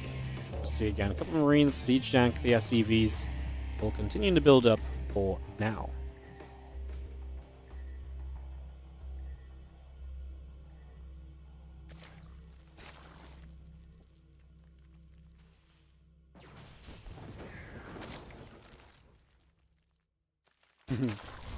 HARSTEM took the simulators over here for Lambo to mine from. That's cute because it saves you drones, right? It's a cute little move, and obviously you can just mine from your teammates' simulators, so it saves you workers, and that's the idea apparently. As the Nidus comes up from Lambo, and it looks as though HARSTEM is just kind of not building much of his. He's got a few Stalkers out actually, so there's not too much feeding going on. The Oracle goes down as well. And there's the Swarm Host coming up. Like I say, I love the simulators just to give you a little bit of less kind of drone cost. As you have the Blink and the Warp Gate continue to come about. Yes, guys, sorry, it is 1-0. Apologies, I've been very bad at setting the score today. I've been too excited talking about maps to set scores, apparently. So apologies and thanks for keeping me right on that. As our Stalkers do take the watch down the center, stepping by the Monster Energy logo. Without them, we would not be having the Team Liquid map contest. So again, thank you so much for sponsoring it. From the contest itself through to the tournament phase. It's all very important. Nidus pops, and obviously that is going to give Swarmhost aggressive potential. I love that we're already Nidusing a couple different places. This is a map where it feels like there's a lot of possibility for where we can set stuff like that up, right? So yeah, I mean, these rocks, for example, are going to give the Swarmhost a good blockage for a little while. If we put Creep there, we might be able to force those rocks to stay alive and force them to be actually, like, manually killed. The Locust already used, we're going to have a lot more ready to go. However, there are going to be Phoenix. Phoenix can shoot down a few of these Locusts preemptively, perhaps. I'm just waiting for all the Swarmhosts to be ready. Not sure. Pops the Locust up now, sends them forward. Going to drop one down. Going to drop the rest down as the Stalkers blink in. So the Locust is just going to look to be the tanks here, letting the Stalkers kind of follow up with this. I don't know how well that's necessarily working out just yet.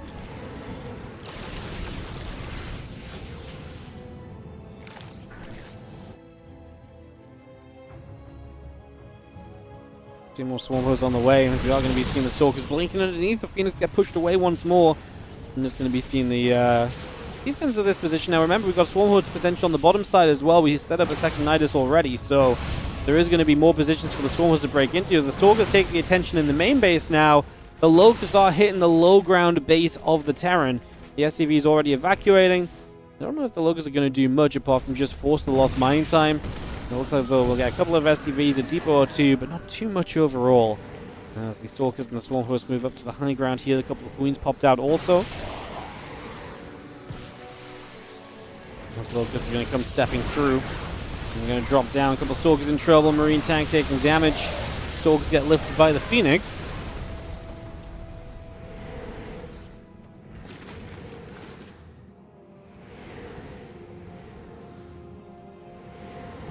Two more Stalkers just getting warped in here. HARSTEM still trying to set up on this position. Remember, HARSTEM has been one base this entire time, so time is ticking for these guys to deal damage. Because right now they are down a base in total in the game, and Like I say, a lot of the reliance comes on the swarm hosts and the efficiency they create, but you've got to imagine that HARSTEM too wants to be competitive here for as long as possible. Here comes a bigger wave of Locusts. We actually have more Locusts ready to go. I was going to say, I feel like we should probably just start firing those ASAP. We start dropping down onto tanks, onto Stalkers. The Phoenix are not going to be able to do too much here. They're starting to get targeted down by HARSTEM Stalkers, as the Locusts just make their way through the siege tanks, removing a lot of the defense that Spirit is providing, and giving the Stalkers a chance to stay in the main base for a little longer as well. We're getting close to some of the extra upgrades for the Bio player. Those Marines are going to be more powerful very soon as we continue to push up into the main. There's that Lambo supply that's really booming right now. It's all about keeping his Swarm host alive, though. They must live here as the Stalkers are busy. Marines are going to get through onto the Queens. Couple Locusts in trouble now. The Swarm hosts are going to be in trouble. The Phoenix are still lifting the Stalkers, which are now going to get bullied. We desperately needed this round of Locusts to show up, and boy, do they show up just about in time before it's a complete disaster. We did evacuate those medevacs while Stalkers could not blink after them as well. Also a big deal. But Showtime's main base is in trouble, and Showtime's supply is down to 50, so he is looking worse for wear. My concern is this going to come down to Spirit versus Lambo, kind of like Bio versus Locust? I mean, I don't love that for Lambo, but I do like where he's at in terms of supply right now. So right now, I don't worry about it. It's just more so in the future, like long term. If Spirit doesn't die, I do think his composition becomes better than what Lambo is going to be working with, because he's very all in and committed to these swarm hosts, and as you can see, getting overwhelmed right now. The Locust popping up, having to jump straight down. Actually, a lot of Marines go down before we lift up, so Spirit's sticking around a moment too long, and we snipe the medevac with all of the Marines and the Stalkers comboing there with the Locust. The Locust forced the lift, the Stalkers punished the lift. I love HARSTEM as just a 50 supply. Obviously, one base has got to be running dry kind of soon, so he's not going to have mining for much longer. But really not far away from kind of claiming that maybe we've held this as Showtime and Spirit. It's getting toward that point. Another round of the Locust popping up. We're going to try and use this as a chance to push through. That one siege tank there is unlikely to be much of a factor, I'd imagine. It goes down. The Stalkers gathering as well. There go the Locusts as well. We're still stepping through. The Locusts doing what they can. Another siege tank about to pop. Just pop in a good direction. Keeps itself safe. The Stalker's going to keep on applying pressure. Do we have enough to just keep punching through? Lambo's supply is still going up. He's reinforced with some additional lings as well now. HARSTEM is expanding too, by the way, as he runs out of minerals on the main at 10 minutes. Getting another base up to send his workers to, as that base mines out, is only going to make sense.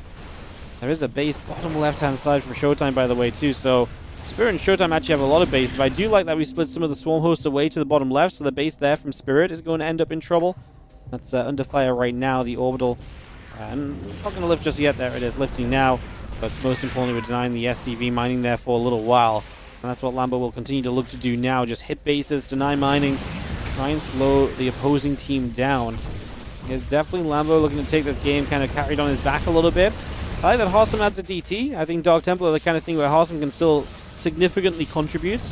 You know, harassment where your opponent just doesn't quite have detection, annoyances that kind of force your opponents to kind of come and really respond to you and spend time thinking about you.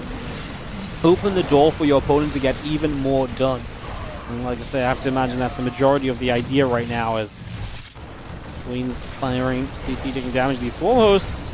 A little bit of trouble, getting hunted down. Multiple swarm hosts dropping here. Lambo supply plummeting. Uh-oh. This was my one concern in the long run, right? If Spirit gets enough army up, I do think his composition is better, and it's not completely being Lambo versus Spirit. Showtime stick around and stayed alive as well, actually keeping enough Phoenix up to be annoying on the other side of the map. Lambo to the point where he's actually supply blocked now, having to rebuild Overlords. And I think it's fair to say that this might actually be stabilizing in favor of Spirit and Showtime. It's been a tough go of it, but I think they are going to kind of see victory in their eyes, right? I feel like we're moments away from grasping that win, to be honest. Like, we're not far from it for sure. Man, Spirit is just able to really elevate these 2v2s and always seems to have the answer at some point. It's crazy. His consistency in 2v2 is actually unreal. Looks as though he might be able to get a 2-0 lead then with Showtime. He's definitely pulled his weight in this game as well, keeping his Phoenix alive, using those Phoenix at important points in time, doing what he needed to ensure their survival throughout this game, which was obviously, like I've said, at multiple points at this stage, was not guaranteed by any stretch of the imagination. 6 more swarm hosts. The infestor's still building through. The locusts ready to pop out perhaps and take some opportunities to attack on forward as well. Drop those locusts down. Oh, we can't just drop all the locusts onto 2 marines. I mean, I guess we're close enough to the base we can attack in on ground, and Infestor just gets killed. His spirit is on the wrong side of the map for HARSTEM and Lambo to really deal with him. With all the swarm hosts on cooldown as well, it's actually going to be tough to do anything against Spirit's army. It's going to run straight through and may just get some cancels on some bases here. Thatcher on the low ground was on its way to mine out, but yeah, this base goes down. Swarm hosts pop a few locusts, but there's just not that many. I actually think these marines can stand and fight this and go after another base. Yep, just going to turn, kill the locusts that show up. The tanks will siege. There's no units here. Nexus goes down. Spirit, again, just able to just be strong enough, no doubt.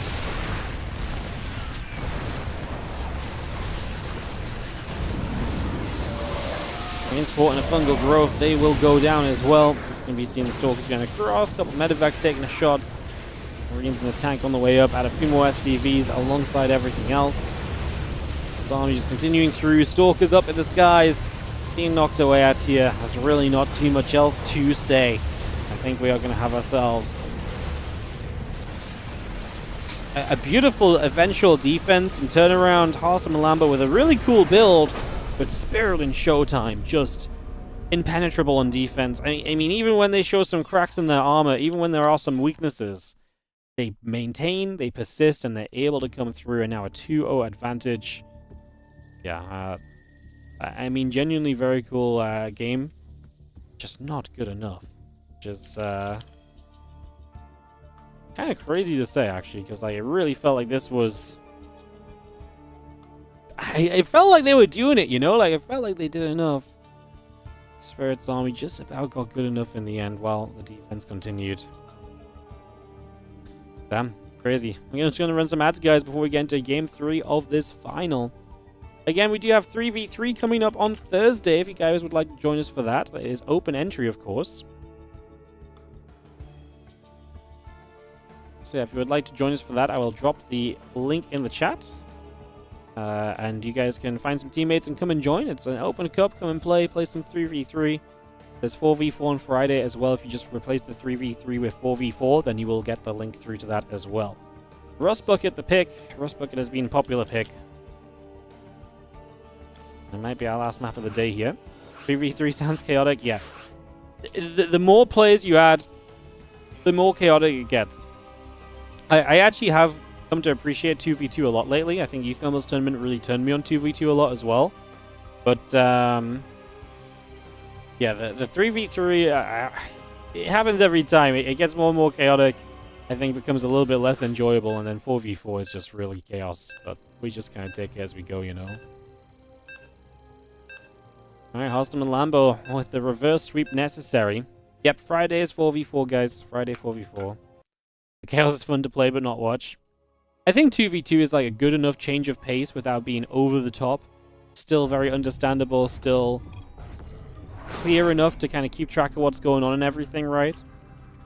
So, yeah, top left is going to be Lambo and HARSTEM, bottom right, Showtime and Spirit. Game number 3 as they are a map away from crowning themselves as champions today. Let's see what we can do. And again, on Sunday, we'll have 2v2 all-kill mode. 12 players will be picked into teams of 6. And those 6 players on each team will be sent forwards in teams of 2.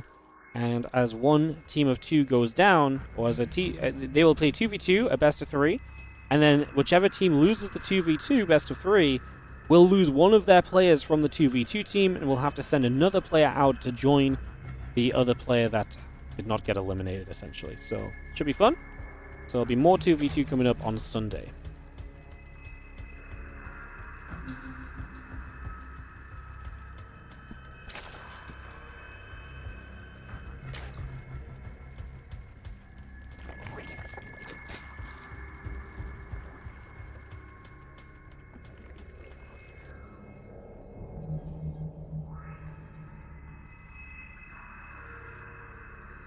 I'm excited to see the 3v3 and 4v4 maps, though.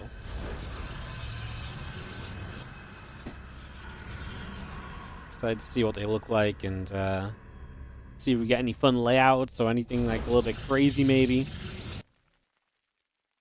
Looking forward to that. I'm not gonna spoil myself, but this might sound stupid. Like, surely, surely I should look at the maps before I cast them. But I genuinely enjoy just looking at the maps as we find them, or as we see them kind of on stream together. I really like it. So.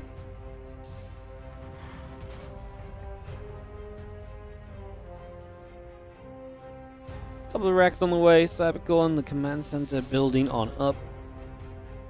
Access Cybercore coming about. Couple queens and the lings coming through.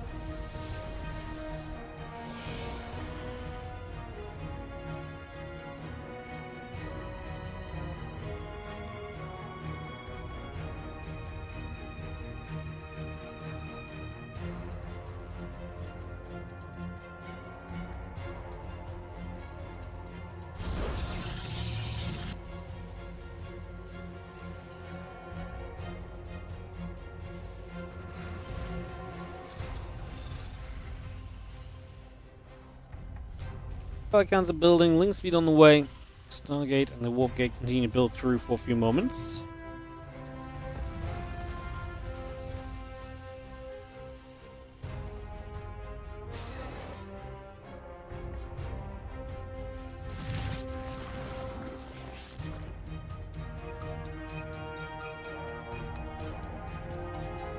And now our Twilight counts are finishing, the blink will be on the way up.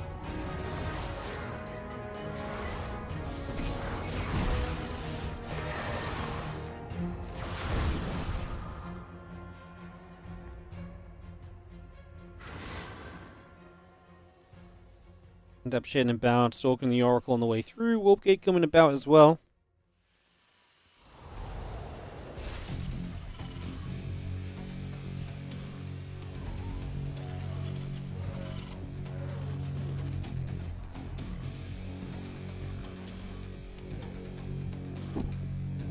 Stim pack is coming to be about halfway done. Robo facility is about halfway. The couple of gates still building. The Rotron gateways coming up as well. Nothing overly aggressive here for this game number 3, which obviously we've seen something a little bit crazy in the previous one as well.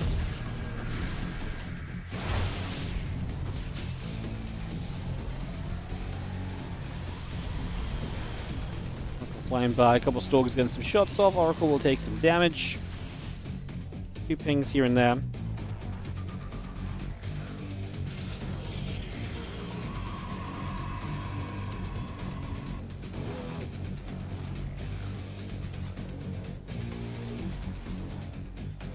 +1 attack, stim back going through.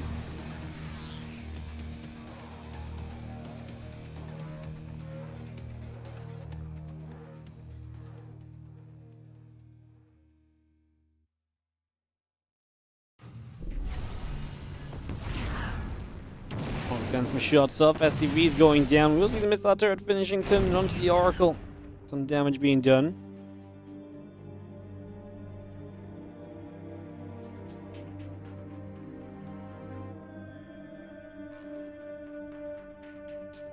Heading to the upper left-hand side. +1 attack, combat shield on the way through. A couple extra Stalkers can build as well. As we are going to be seeing Showtime and Spirit then taking the aggressive stance here. It's going to hit before Blink of HARSTEM. Lambo getting the roaches up to try and defend this.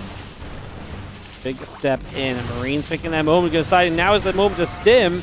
Pulling back, trying to jump onto those roaches. It's a massive outburst of damage right from those Marines in this moment. They're probably going to have to stim again. Stims toward the Stalkers. Puts themselves in a bit more of a dangerous spot, and I'm not sure if that was really it. Spirit supply plummeting, Showtime's not looking great. Lambo and HARSTEM finding themselves a defense here on Rust Bucket as they are going to push this back and away. No blink still here just yet, but we're getting to it. And once it's there from HARSTEM, I think HARSTEM and Lambo are going to be sitting pretty in this one. 11 drones coming up, following the defense, and that was the defense.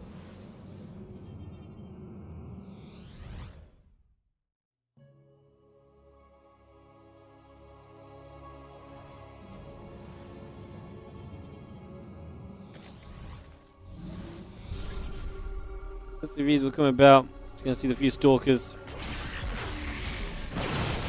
coming about as well. It's going to be seeing the Roaches pulling back. I mean, we're just going to go around 2 here from Showtime and Spirit, but Not sure round 2 is going to get much done. The SCV's got pulled in. Spirit trying everything to make this a 3-0, but it ain't going to happen. HARSTEM and Lambo will find a defense and should be able to force us into a game 4 of this best of 5. Stalker still trading out, pushing back the other way. Yeah, I think it's fair to say that this is getting better and better. Every moment that passes in this defense, HARSTEM and Lambo are standing strong. 100 supply each. It's barely 100 supply combined from Showtime and Spirit.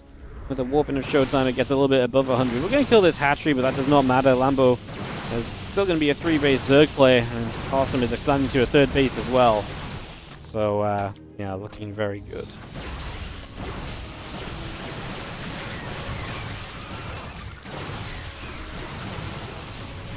Rush is going to push. Stalker's come around.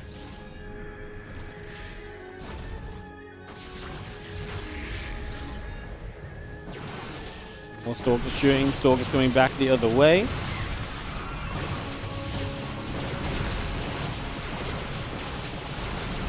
More heads going through, a few more Marines coming about. Stalkers will keep on blinking back here.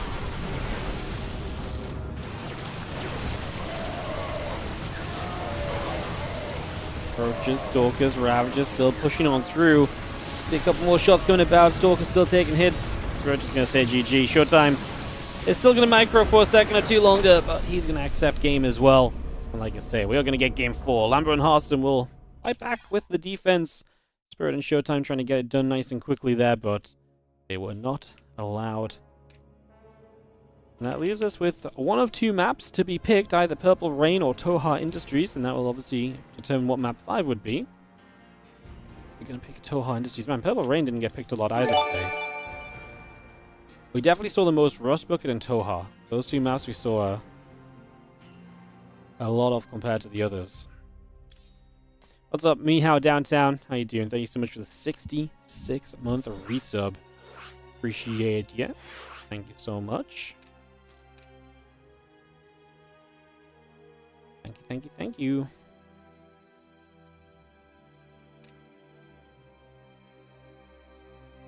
But HARSTEM join us and just waiting for Showtime and Spirit to join the lobby, and we should be able to go.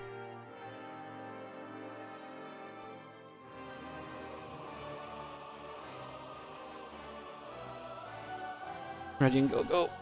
So Spirit waiting for one ready from Lambo and HARSTEM.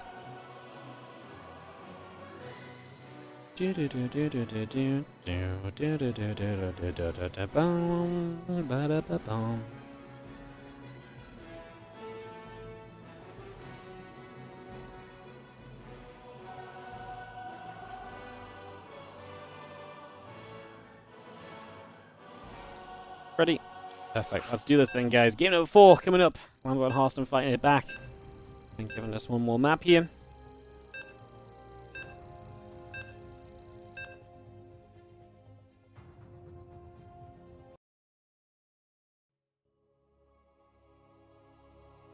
Tohar Industries. GLHF GG. Right as the game goes. No typos. HARSTEM finally getting in the zone. As they need one more map to tie this series up. And to take it to a final map of the day. Spirit and Showtime. We'll see what they turn to try and close out and take victory without needing to play that map number 5.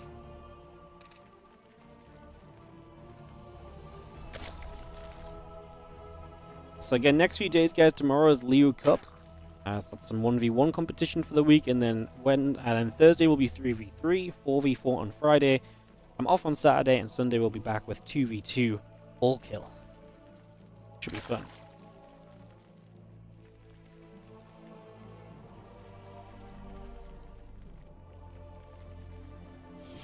Getting gas going through, hatchery coming about. Just going to be seeing the barracks settling as well.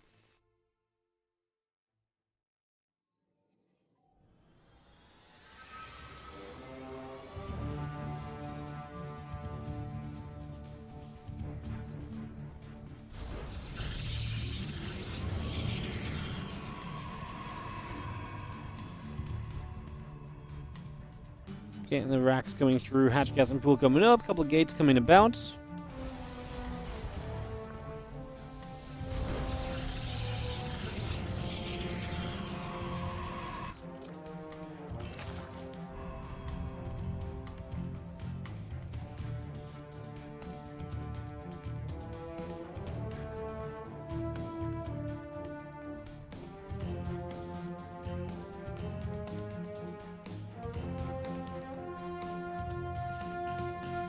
some initial scouting here, but that's about it for the moment. As you just see, orbital coming through, factory coming up.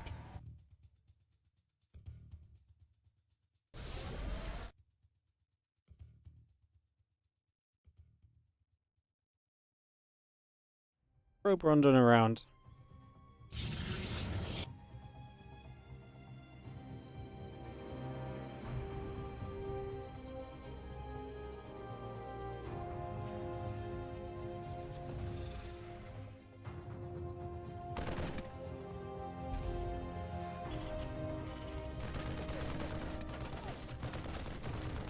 We're gonna get to the Overlord.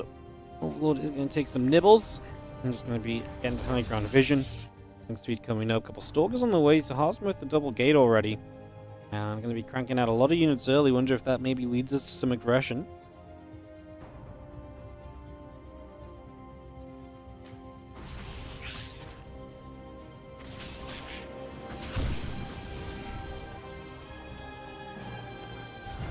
And a few more Lings coming about. Ling speed. A couple Stalkers in the warp gate coming about as well.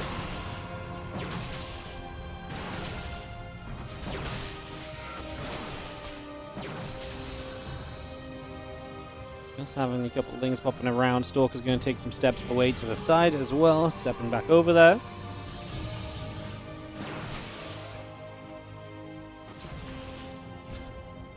Taking a couple more shots. We do have the Lings continue to chase as the Stalkers get settled.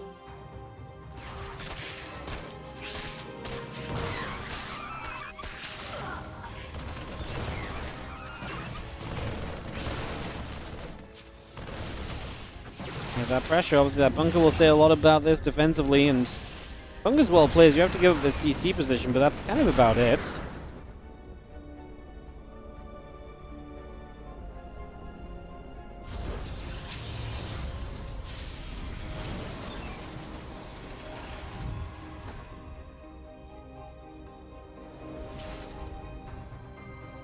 You force the lift up on this base over here. You do have beyond that. I mean, beyond this, I mean, we just kind of start expanding this HARSTEM and we just go into Blink, but I mean, it is forcing SHOWTIME and Spirit to respect it, right? They're sat back defensively. Spirit is not on a natural expansion just yet because of it as well, so there's value to be found. You don't always have to be winning the game with these moves or anything. It ain't always as desperate or as serious as that, as Baudry hangs out overhead, joined up for a couple of moments.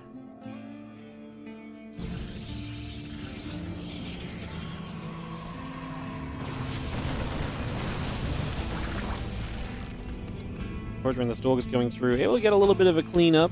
Saw that Blink coming about, the probes and the gates coming up, roaches on the way through as well.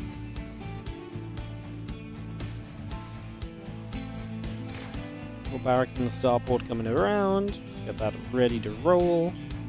Again, the Ling Roach on the way through.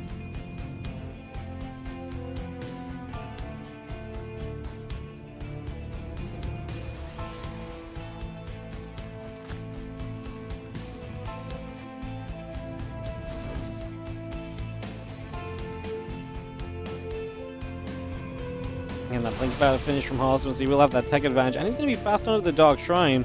You can see another wave of aggression setting up here as all the Lings get morphed. The Dark Shrine will be more of a follow-up and maybe will add in during this aggression if this attack doesn't kind of end quickly. Stalker's going to start fighting. Guardian Shield is up. We're going to go after the Void Ray. The Ling Ravager not going to show itself yet. We're going to go after the Void Ray for a while. I'm not sure why Lambo's so slow to join this fight. I feel like there's only ever going to be a benefit from getting involved here. Third Nexus then obviously is a guaranteed pick-off if you want it, or you can obviously push through and try and get a little bit more. Stalkers trying to force their way forward. Tank on the high ground putting damage in. The Stalkers blink up. They do eat a Stasis Ward, and that does take some of their numbers out of the equation here. Can we get enough defense going from SHOWTIME and Spirit? It doesn't really feel like it. There's a lot of Lambo left. HARSTEM will be getting a few units back out of that Stasis soon. Remember, Dark Temple can maybe come into play shortly as well. Looks like they're going to play the safer game, which is to go to the low ground and pick off this Nexus. Finish that off initially and then go from there. Not a bad choice. The Ling's got to wrap around. Nexus goes down.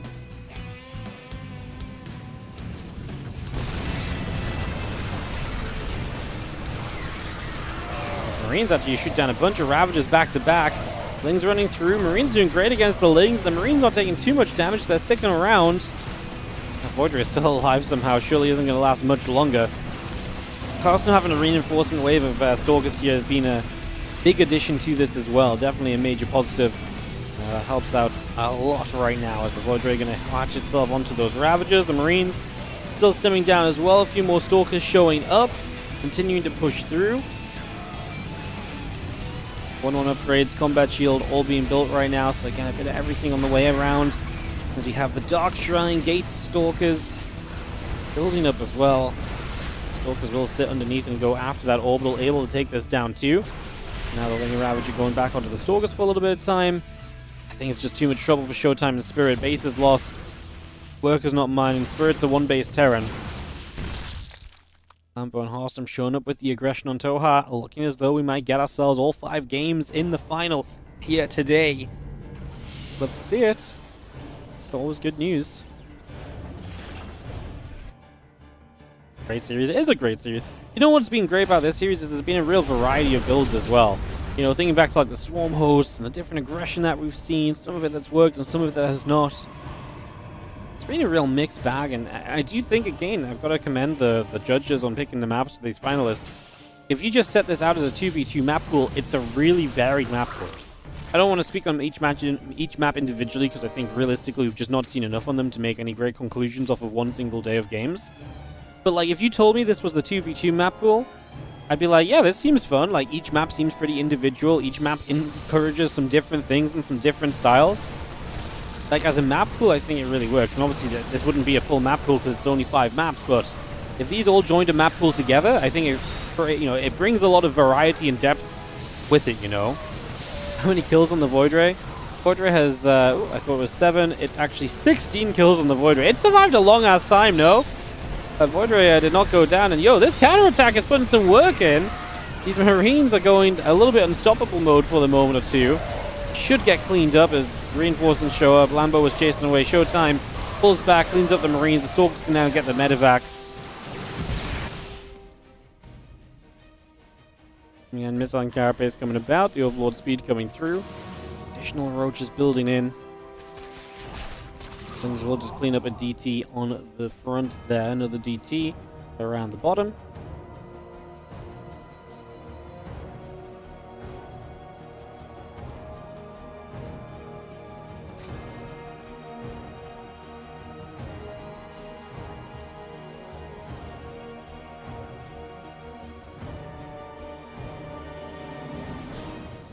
More Stalkers will just warp straight in.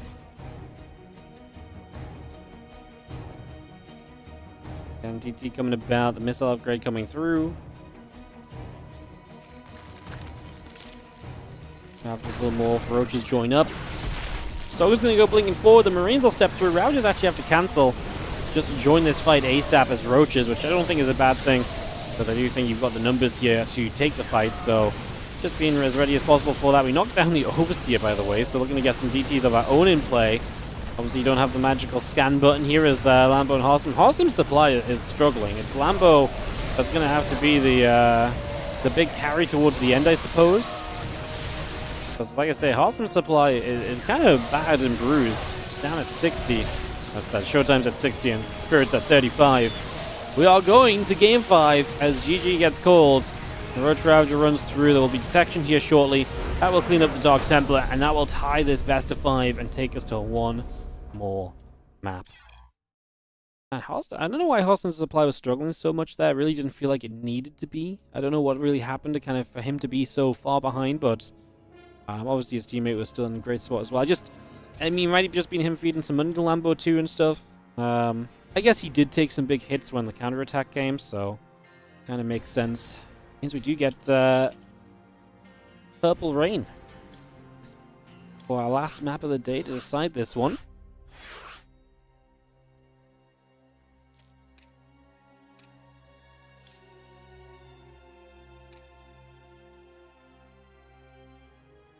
HARSTEM takes a BRB. The DTs hit him hard. I guess that makes sense. I guess that does make sense. It's just surprising because I felt like the game hadn't been too bad, but yeah, I actually missed the TTs hitting his base. There's always something going on in 2v2 you don't see, isn't there? At least there is for me. There is for me. It's great. You know, I miss things all the time anyway. 2v2 just gives me even better excuses to be missing things. Love it. Cool. Maybe take a couple moments and we'll resume.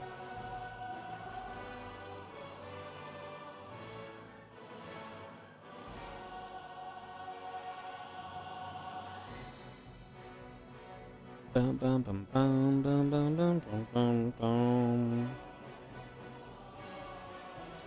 Awesome joining us. Looks like he has returned.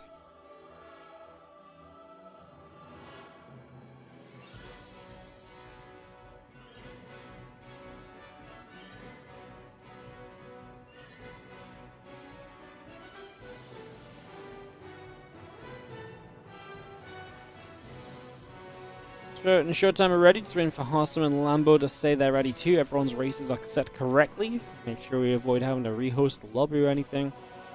Just waiting for the Lambo HARSTEM go ahead call. And we'll kick off into our final game of the day. It's been a good one. Actually turned into a good length as well. Those best of 5 semis were worth it, weren't they? Honestly, the first series of the day as well, that best of 3 we casted to start the day off, was actually also very long and very good. So it's just been a good day of 2v2. It has been a good fun day of 2v2 as we get ready to hop on in.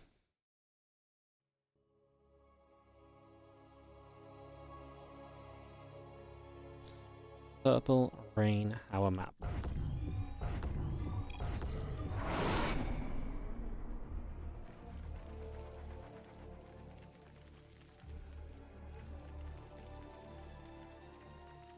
Top right. Our orange Zerg and red Protoss is going to be Lambo and HARSTEM. If you don't remember this map from earlier, this is the ramp down over here to 2 bases, but then obviously there's 2 different entry points as well, so that does make a little bit of a question mark defense. Showtime and Spirit in the bottom left corner of Purple Rain to, like I say, round out our competition today.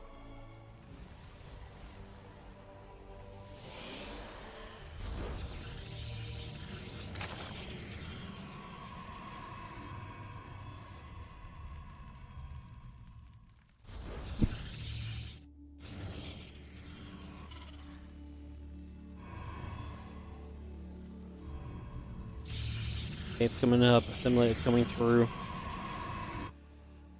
Cracks and the gas coming in on the other side of the map.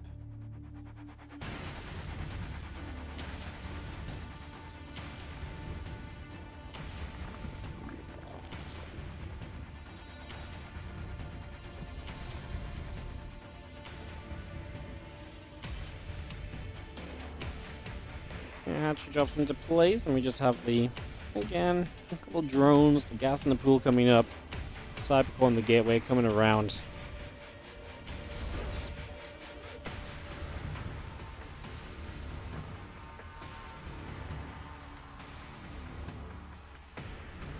Getting ourselves settled.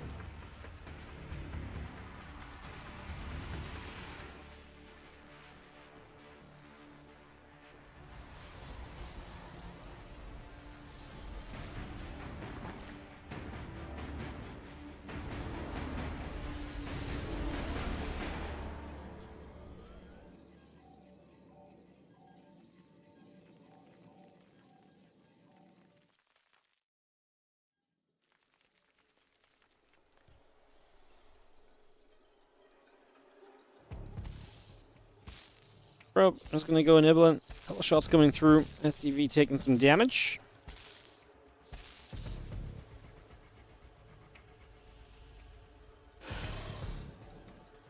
And we get the Stargate building for the moment. And a couple of Stalkers just on the way by as well. So, continue to get this all set up for the moment here. Get that underway. The probe going to go down. Stalker gathers up. Ling's coming through.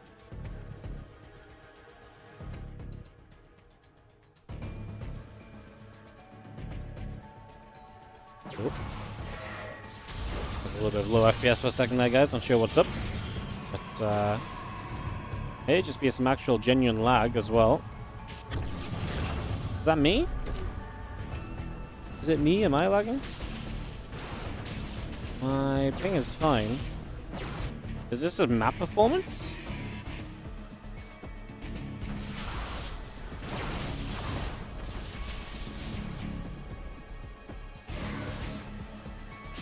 Oh, sure. Strange. I don't think it's an internet thing. I think it might be the map thing. Stream was lagging for a second, but was the stream actually like buffering, or was it like because it was just in game? So was it just the in-game lag on stream, or was it actually the stream lag? Because I didn't drop any frames, so it doesn't look like internet. It's frozen. Is buffering? Oh, no buffering. Whatever. Seems to have passed. That's weird because I didn't drop a single frame, so I'm not sure what the dealio is there. Anyway, it's all good. Frozen but not in-game freeze? That's so weird. It's so weird because my game just stuttered. But like everything else looked normal. Okay, well, I'm just gonna pretend that didn't happen and just hope that that doesn't happen again. As the Oracle gets active here, Spirit and Showtime able to get themselves a worker. A little bit of poking and prodding initially.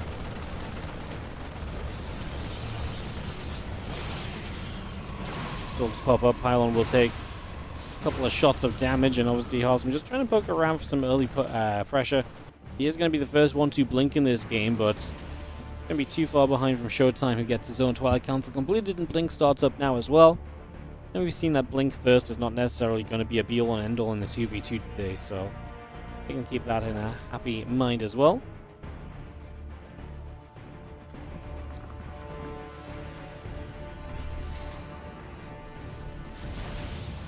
Yeah, it looks like it was my internet, by the way, guys, because it says YouTube didn't receive enough video to maintain smooth. I wonder if it was an OBS thing or something. Oh, you know what it might be?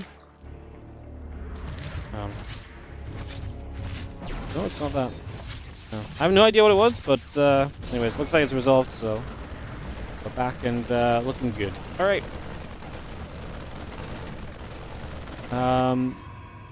Yeah, we're just going to be having the few Stalkers, the couple of Zealots continue to settle down. And we just have the Marines setting up too. 1-1 upgrades, Roach speed continue to come about here.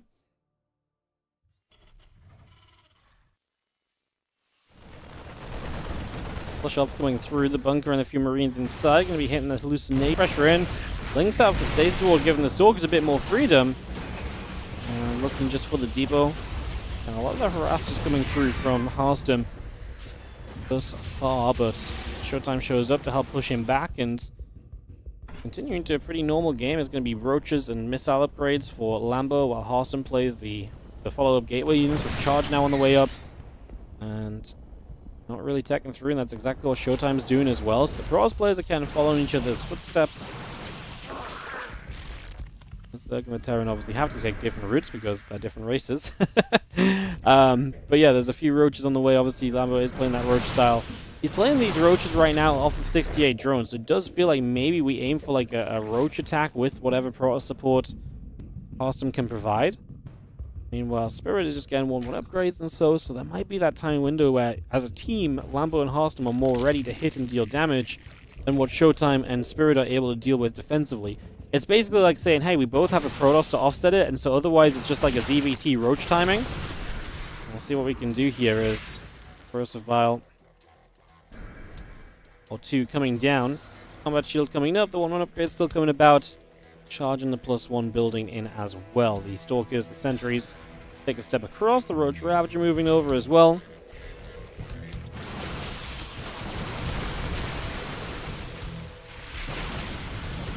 More shots. Stalkers firing away. Roach is still moving in. Oh, wow. How did that Stasis only hit a single Roach? I think because the Ling set it off and only one Roach was in reach. That's kind of a crazy little catch right there, as Corrosive Vials will be able to get rid of that siege tank on the low ground quickly. The other tanks on the high ground quite far away from joining in. Oh man, that tank survived so long. It's done so much damage already. HARSTEM's numbers are starting to drop. We need to get rid of this bio, I think, at the very least. HARSTEM does get some of his Stalkers protected so he can keep on surviving here. They force the lift in this base, and now as we run across, we can maybe hit this next base of Spirit. And if Spirit loses this base, he becomes a one-base Terran player. And that obviously becomes very awkward very quickly. No extra corrosive bile for that siege tank. Man, tanks are surviving a long time in these fights. And now the bio is getting through, and Lambo's supply is going to start dropping heavily. Spirit and Showtime getting in here with the defense right now, and it looks good for them. It looks very good for them, in fact. This Prism going to get caught as well. That will go down. The Zealots will be soon to follow. And that is a nice catch from Showtime, denying HARSTEM's aggression as Lambo moves into 2-2 upgrades. He adds on drones and infestation pit. He's trying to step away from the commitment that he just made alongside HARSTEM and make that previous attack possible. So trying to move away from that now. And that's the Overlord. Still just going to settle in there with the Ling, patrolling for a few moments as well.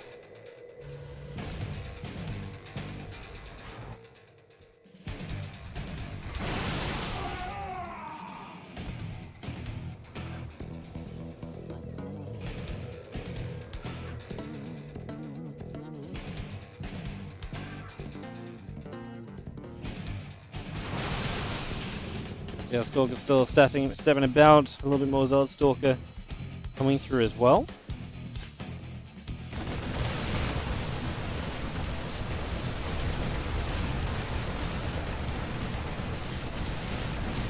There's a lot of probes on the top side. Just going to start going down. So a lot of damage taken. 2-2 upgrades. Infestus coming about.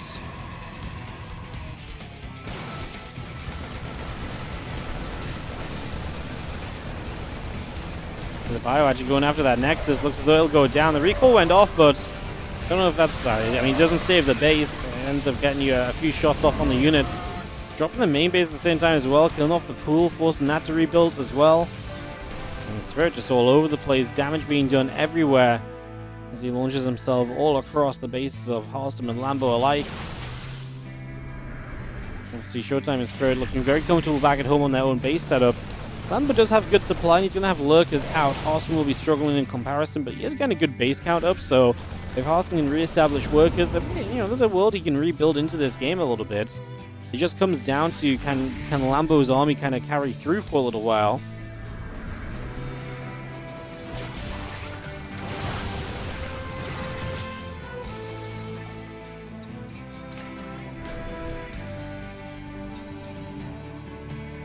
Trying coming up, a few probes on the way, plus 2 attack upgrade building as well. Storm's going to step a bit further back. Another Storm coming down. One more Storm onto the Stalkers. We are going to be seeing the Stalkers over here, and Zealot's actually going to go after an Orbital of Spirits. Good Storms, just trying to soften up the Protoss army. You don't usually see Storms on Protoss units because obviously Storms in PvP are not worth building. But anything to help soften up this force a little bit and give Lambo a chance to push through. No size of expanse. He doesn't have many lurkers yet because he doesn't feel like they're worth building before the upgrades. This is a pretty hectic couple of moments. I mean, Spirit lost a good amount. Lambo's losing a good amount trying to defend over here as well. I like what HARSTEM's doing. The little bits of supply he has is providing a lot in the forms of the spell casting. Now the lurkers build up. Seismic Spine's about to be done. Prism pushed away, and Lambo and HARSTEM look to continue hanging on in here. When you look at overall supplies, it's about 290 to... Yeah, like 290. The supplies are equal.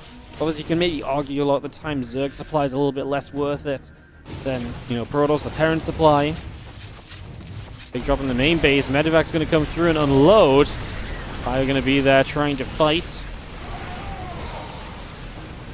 Earth Hydra, High Templar coming by as well. Just going to go for the push onto this army. Lurkers start burrowing up. We push straight on through and getting on top of this. That's a lot of Stalkers and tanks that are going to be in a lot of trouble. You can just see just how much problems these are going to be causing as the Roaches and the Hydras clean up even more. And that is a defense against the drop. I think the problem is going to start to be Showtime supply is the one that's just not being part of these fights as much, but it hence has just grown. While Lambo and HARSTEM have struggled to fend off Spirit and the pokes of Showtime, and Showtime 150 supply is the most comfortable in the game right now. These drones do get fixed from being AFK. They were not doing their duties, but they will be back at it now.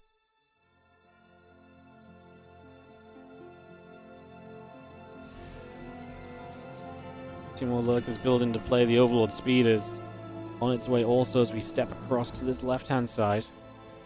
Well, DT showing up. Not something you really want to deal with when you're the trailing combo in this 2v2. Just more problems to address, basically, as Like I say, not going to be a whole lot of fun.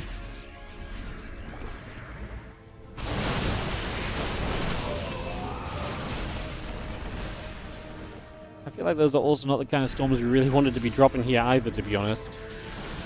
The stasis ward coming down, the army going to head toward that upper left-hand side. There's base in a bit of trouble. Ling's going down, look, and the Hydra's stepping in.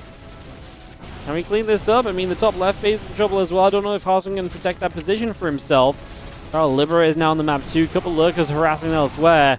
Looks like Showtime's going to get the top left base of HARSTEM and probably these stalkers along with it. I don't see a way out, and I don't think it's worth the recall, because if you recall, we just target fire down the units quickly. Unfortunately for HARSTEM, he loses even more. Now both Spirit and Showtime are heading to being maxed out, and even Lambo is struggling to do that. Combined, Lambo and HARSTEM might be able to max out one single player's worth of supply. But that's about it compared to the double max out. It's not looking good. The Lurk's going to try and force their way across the map. They're going to try and burrow up, but snipes are coming down. A couple of storms come through, but that's the EMPs as well. Lambo will say GG first. HARSTEM will follow. Showtime and Spirit will win the 2v2 cup today. $500. Not all $500. I think they get $250 for first place. That's $125 each for winning the cup. So congrats to them. HARSTEM and Lambo still walk away with, I think, $75 each. Yes. So that is that. And that's our finals. That's our best of 5. And that, my friends, will be today's SC2. That was fun. Yeah, cool to see some different maps. Fun to see some 2v2 and some new maps for it as well. Like I say, it was a good little time. Right, we are back tomorrow with the Leo League Cup. That is tomorrow, right? I've got no idea what number cup it is.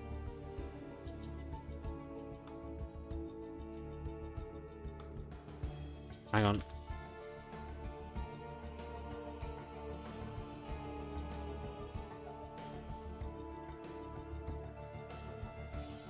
There you go. So tomorrow, yes, Leo Cup is now a $500 tournament, so we'll be live with that tomorrow, guys. So Leo Cup tomorrow at our usual stream time, and then it'll be more team games Thursday and Friday this week, off on Saturday, and then the 2v2 all-kill format on Sunday. Sounds good, right? Sounds like a fun week of SC2. Hopefully you guys are going to join us for that. Thank you again for watching. I appreciate you all being here. Not much else to say, so I'm just going to tap out. Obviously, we'll host someone up when the ads are done. And I'll see you guys next time. Thanks so much for watching. I appreciate you all. And, yeah, I'll see you guys later. Bye.